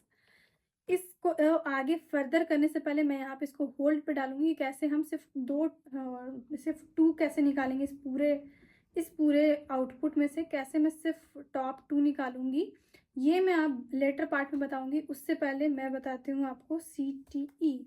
CT क्या होता है, कॉमन टेबल एक्सप्रेशन होता है SQL में, जो कि एक टेम्पररी टेबल होता है। ये एक टेम्पररी टेबल होता है, ठीक है। अगर स्पेलिंग गलत है, I don't know, you can manage. तो ये एक टेम्पररी टेबल होता है जिसको हम डिफ़ाइन करते हैं विद क्लॉज से। मतलब हमेशा जो क्वेरी है वो सेलेक्ट से शुरू नहीं होता है, कभी कभी विद से भी शुरू होता है। तो जब भी कोई हम ये बताते हैं विद क्लॉज, स्टार्टिंग में विद कीवर्ड देके कि ये जो क्वेरी है, नीचे का जो क्वेरी रहेगा वो एक सी टी है, और मतलब कॉमन टेबल एक्सप्रेशन मैं बना रही हूँ, तो ये हमेशा स्टार्ट होता है विद से। That only. और फिर ये इसका कोई भी मेमोरी ये सेव नहीं करता है डेटाबेस में, ये सिर्फ जो भी मैं इसके एग्जिस्टिंग नीचे वाले जो भी विद इन क्वेरी का इसका स्कोप होता है, उसके आगे मैं इसको यूज़ नहीं कर सकती हूँ। So it is only use to break down the complex query into smaller readable steps. इसका ऑलरेडी मैं बता चुकी हूँ कि सिंटैक्स स्टार्ट होता है विद से, और मैं उस विद के बाद कोई भी नाम दे सकती हूँ उसको, ए बी सी डी जो मन करता है, विद और टेबल नेम या फिर C T E name as, और उसके बाद उसके अंदर मैं क्वेरी डालती हूँ, और उसके अंदर मैं जो भी क्वेरी डालूँगी उसका आउटपुट जो है वो एसक्यूएल ट्रीट करेगा एज अ टेबल। लेकिन वो टेबल कभी भी मेमोरी में उसका डेटाबेस में कोई मेमोरी नहीं स्टोर करेगा। अब मैं इस क्वेश्चन को इस तरह से करूँगी, जो ये इंटायर क्वेरी था इसको मैं बना दूँगी टेबल, टेम्पररी टेबल। टेम्पररी जब सी टी बनाते हैं, एक कॉमन टेबल एक्सप्रेशन बनाते हैं, तो हम उसका यूज़ करते हैं। हम स्टार्ट करते हैं विद से, और उसके बाद हम सी टी नेम देते हैं। तो यहाँ पे मैं कुछ भी दे सकती हूँ, उसके बाद एज लगाते हैं, फिर ओपन ब्रैकेट और क्लोज ब्रैकेट, और इसके अंदर हम क्वेरी लिखते हैं। और इसके अंदर जैसे ही हम क्वेरी लिखते हैं तो हम एसक्यूएल को ये बताते हैं कि ये विद क्लॉज के अंदर तुम्हें जो भी क्वेरी दिख रहा है, इसके आउटपुट को, मतलब इसको यहाँ पे स्टूडेंट आईडी, नेम और क्लास, मार्क्स, रैंक जो है, इसको as a temporary table treat करो। और मैं ऐसा इसीलिए करूँगी क्योंकि मुझे टॉप 2 स्टूडेंट्स हाईएस्ट मार्क्स वाले चाहिए। अब जैसे कि ये टेबल बन गया है तो मेरे लिए ईजी है, मैं इसमें वेयर क्लॉज लगा के इसको फिल्टर कर दूंगी। तो क्योंकि ये टेबल ऑलरेडी बन चुका है तो मैं यहाँ पे क्या करूँगी, सेलेक्ट स्टार फ्रॉम टेबल। क्या हो गया, ये टेबल, इसका जो आउटपुट है वो टेबल है, और उसका नाम क्या है, ए। तो फ्रॉम ए, सिंस ये मैं इसको कॉमन टेबल बना चुकी हूँ तो यहाँ पे मैं वेयर क्लॉज लगा सकती हूँ। वेयर आर एन के जो है is less than equal to 2, क्योंकि मुझे सिर्फ 2 तक वाले ही चाहिए। इसको सेलेक्ट करूँगी, रन करूँगी, तो यहाँ पे मुझे 10A के भी टॉप 2 स्टूडेंट्स मिल गए, 2 रैंकिंग तक वाले स्टूडेंट्स मिल गए, और 10B से भी मिल गए। तो यही होता है कॉमन टेबल एक्सप्रेशन का यूज़। और जब भी हमारे पास कोई कॉम्प्लेक्स क्वेरी होता है और उसको डिफ़ाइन करने के बाद मुझे फर्दर कोई भी फ़िल्टर लगाना होता है, और हम जानते हैं कि फ़िल्टर हम सिर्फ वेयर से ही लगा सकते हैं, तो हम उसको कॉमन टेबल एक्सप्रेशन में डाल देते हैं और उसके बाद उसको एक्सेस करते हैं और वेयर में फ़िल्टर कर लेते हैं। अब इसका हम एक और क्वेश्चन करेंगे ताकि और क्लैरिटी आ जाए हमें। मेरे पास दूसरा क्वेश्चन है, 2 क्वेश्चन है actually. Get total sales per sales person. मेरे को चाहिए कि get total sales per person, हर पर्सन के हिसाब से कितना टोटल सेल किया उसने। Also find the top sales person in each region. ठीक है, तो मेरे पास ये टेबल है टॉप सेल्स पर्सन। यहाँ पे मैं पहले टेबल क्रिएट कर लेती हूँ।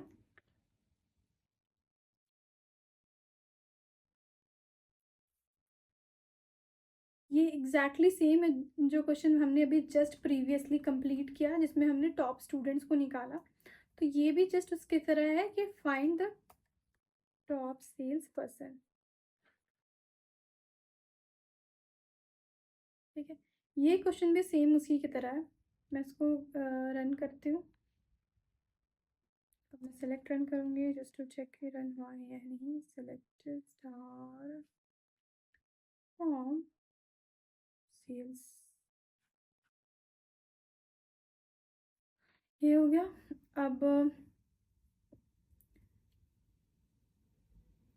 मैं इसका क्वेरी रन कर ले रही हूँ and then I will explain you one by one.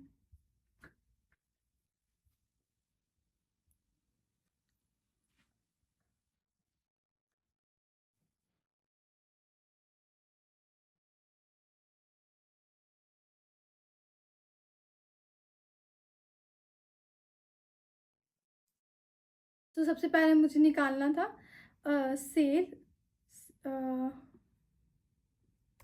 Late me run it. तो फर्स्ट क्वेश्चन था कि मुझे टॉप सेल्स पर्सन निकालना था, ठीक है। ये तो हम ऐसे भी ग्रुप बाय से भी कर सकते हैं। Select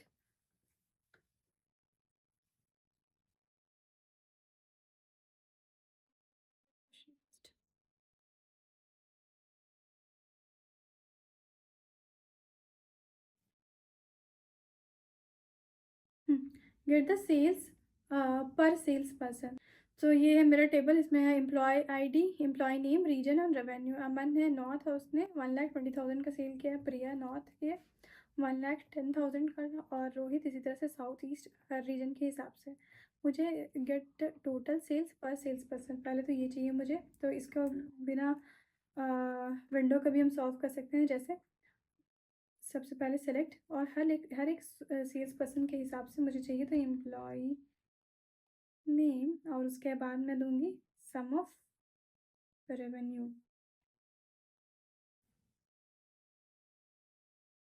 yes, total sales sales group by. यहाँ पे मैं 1 दे सकती हूँ। 1 का मतलब होता है कि जो सेलेक्ट के बाद फर्स्ट कॉलम है उसको उस यूज़ करो ग्रुप बाय में। तो यहाँ पे मैं ग्रुप बाय 1 एम्प्लॉय नेम की जगह 1 भी यूज़ कर सकती हूँ, तो इजी होता है, इसलिए मैंने यहाँ पे लिख दिया। यहाँ पे मुझे हर एक एम्प्लॉय नेम के अकॉर्डिंग उसका टोटल सेल्स निकल गया। अब मुझे निकालना है find the top sales person in each region. तो ये सेम क्वेश्चन है जैसे मैंने रैंक से किया था। ईच रीजन के हिसाब से मुझे टॉप सेल्स पर्सन निकालना है, ठीक है। तो इसके लिए मैं क्या करूँगी, सेलेक्ट, यहाँ पे दूँगी स्टार, फिर यहाँ पे मैं यूज़ करूँगी डेंस रैंक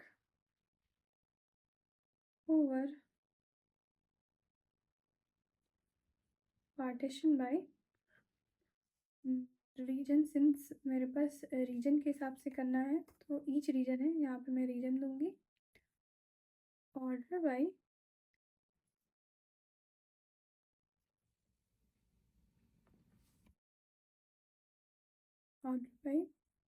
यहाँ पे लिखेंगे हम रेवेन्यू, सॉरी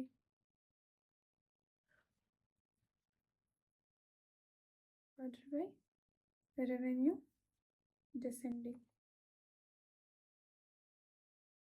इसको दूँगी मैं एस आर एन के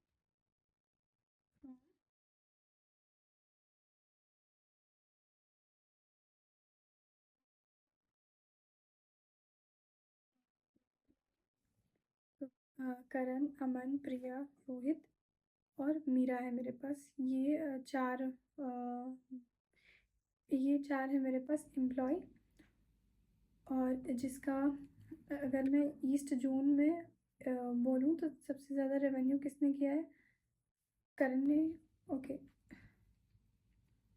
ईस्ट जोन में सबसे ज़्यादा रेवेन्यू किसने किया है, करण ने किया है। तो इसको मैं यहाँ पे, क्योंकि पहले इसने रीजन वाइज बाइफिकेशन किया है, मतलब ईस्ट नॉर्थ साउथ हर किसी का बाइफिकेशन किया। और ईस्ट में किसने किया है सबसे फर्स्ट, तो करण ने 9,000 का रेवेन्यू जनरेट किया है। और सिंस इसके पास और कोई ईस्ट का नहीं है, इसको रैंकिंग 1 असाइन हुआ। नॉर्थ में मेरे पास 2 है, अमन और प्रिया है। इसमें अमन ने ज़्यादा किया है प्रिया से, तो उसको 1 असाइन हुआ है। और फिर प्रिया को 2 असाइन हुआ है। फिर है रोहित और मीरा जो है साउथ में हुए हैं, और दोनों ने ही सेम किया है, इसीलिए यहाँ पे दोनों को 1-1 हुआ है असाइन। अब मुझे टॉप सेल्स पर्सन चाहिए, तो अगेन मैं ये इंटायर थिंग को एक टेम्पररी टेबल के अंदर डालूंगी। तो यहाँ पे मैं लिख दे रही हूँ विद एस, और फिर इसको इसके आउटपुट को मुझे एक टेम्पररी टेबल में कन्वर्ट करना होगा, ताकि सेलेक्ट स्टार फ्रॉम ए। अब मैं इसमें वेयर लगाऊंगी जहाँ पे रैंकिंग जो है 1 है, ताकि मुझे टॉप सेल्स पर्सन मिल जाए। Where rank is equals to 1। इस तरह से मुझे सिर्फ टॉप वाले मिलेंगे। तो टॉप 1 सेल्स करण जो है वो ईस्ट से है, अमन जो है नॉर्थ से है, और रोहित और मीरा सिंस दोनों ने सेम किया था, तो साउथ से 2 लोग हैं। तो ये था हमारा CT का यूज़ करके हम जो भी क्वेरी होता है उसके आउटपुट को एक कॉमन टेबल एक्सप्रेशन में डाल सकते हैं और उसमें फर्दर फ़िल्टर करके हम आउटपुट निकाल सकते हैं। तो जब भी आपके पास एक कॉम्प्लेक्स क्वेरी होता है तो आप उसको CTE में हर एक क्वेरी को CTE में डाल के आप उसको सॉल्व कर सकते हैं। Hope you liked this video and don't forget to do all the questions which I have mentioned in the document, and if you will face any issue then feel free to reach out to me in the comment section, and also you can drop an email as well, and don't forget to like, share, subscribe.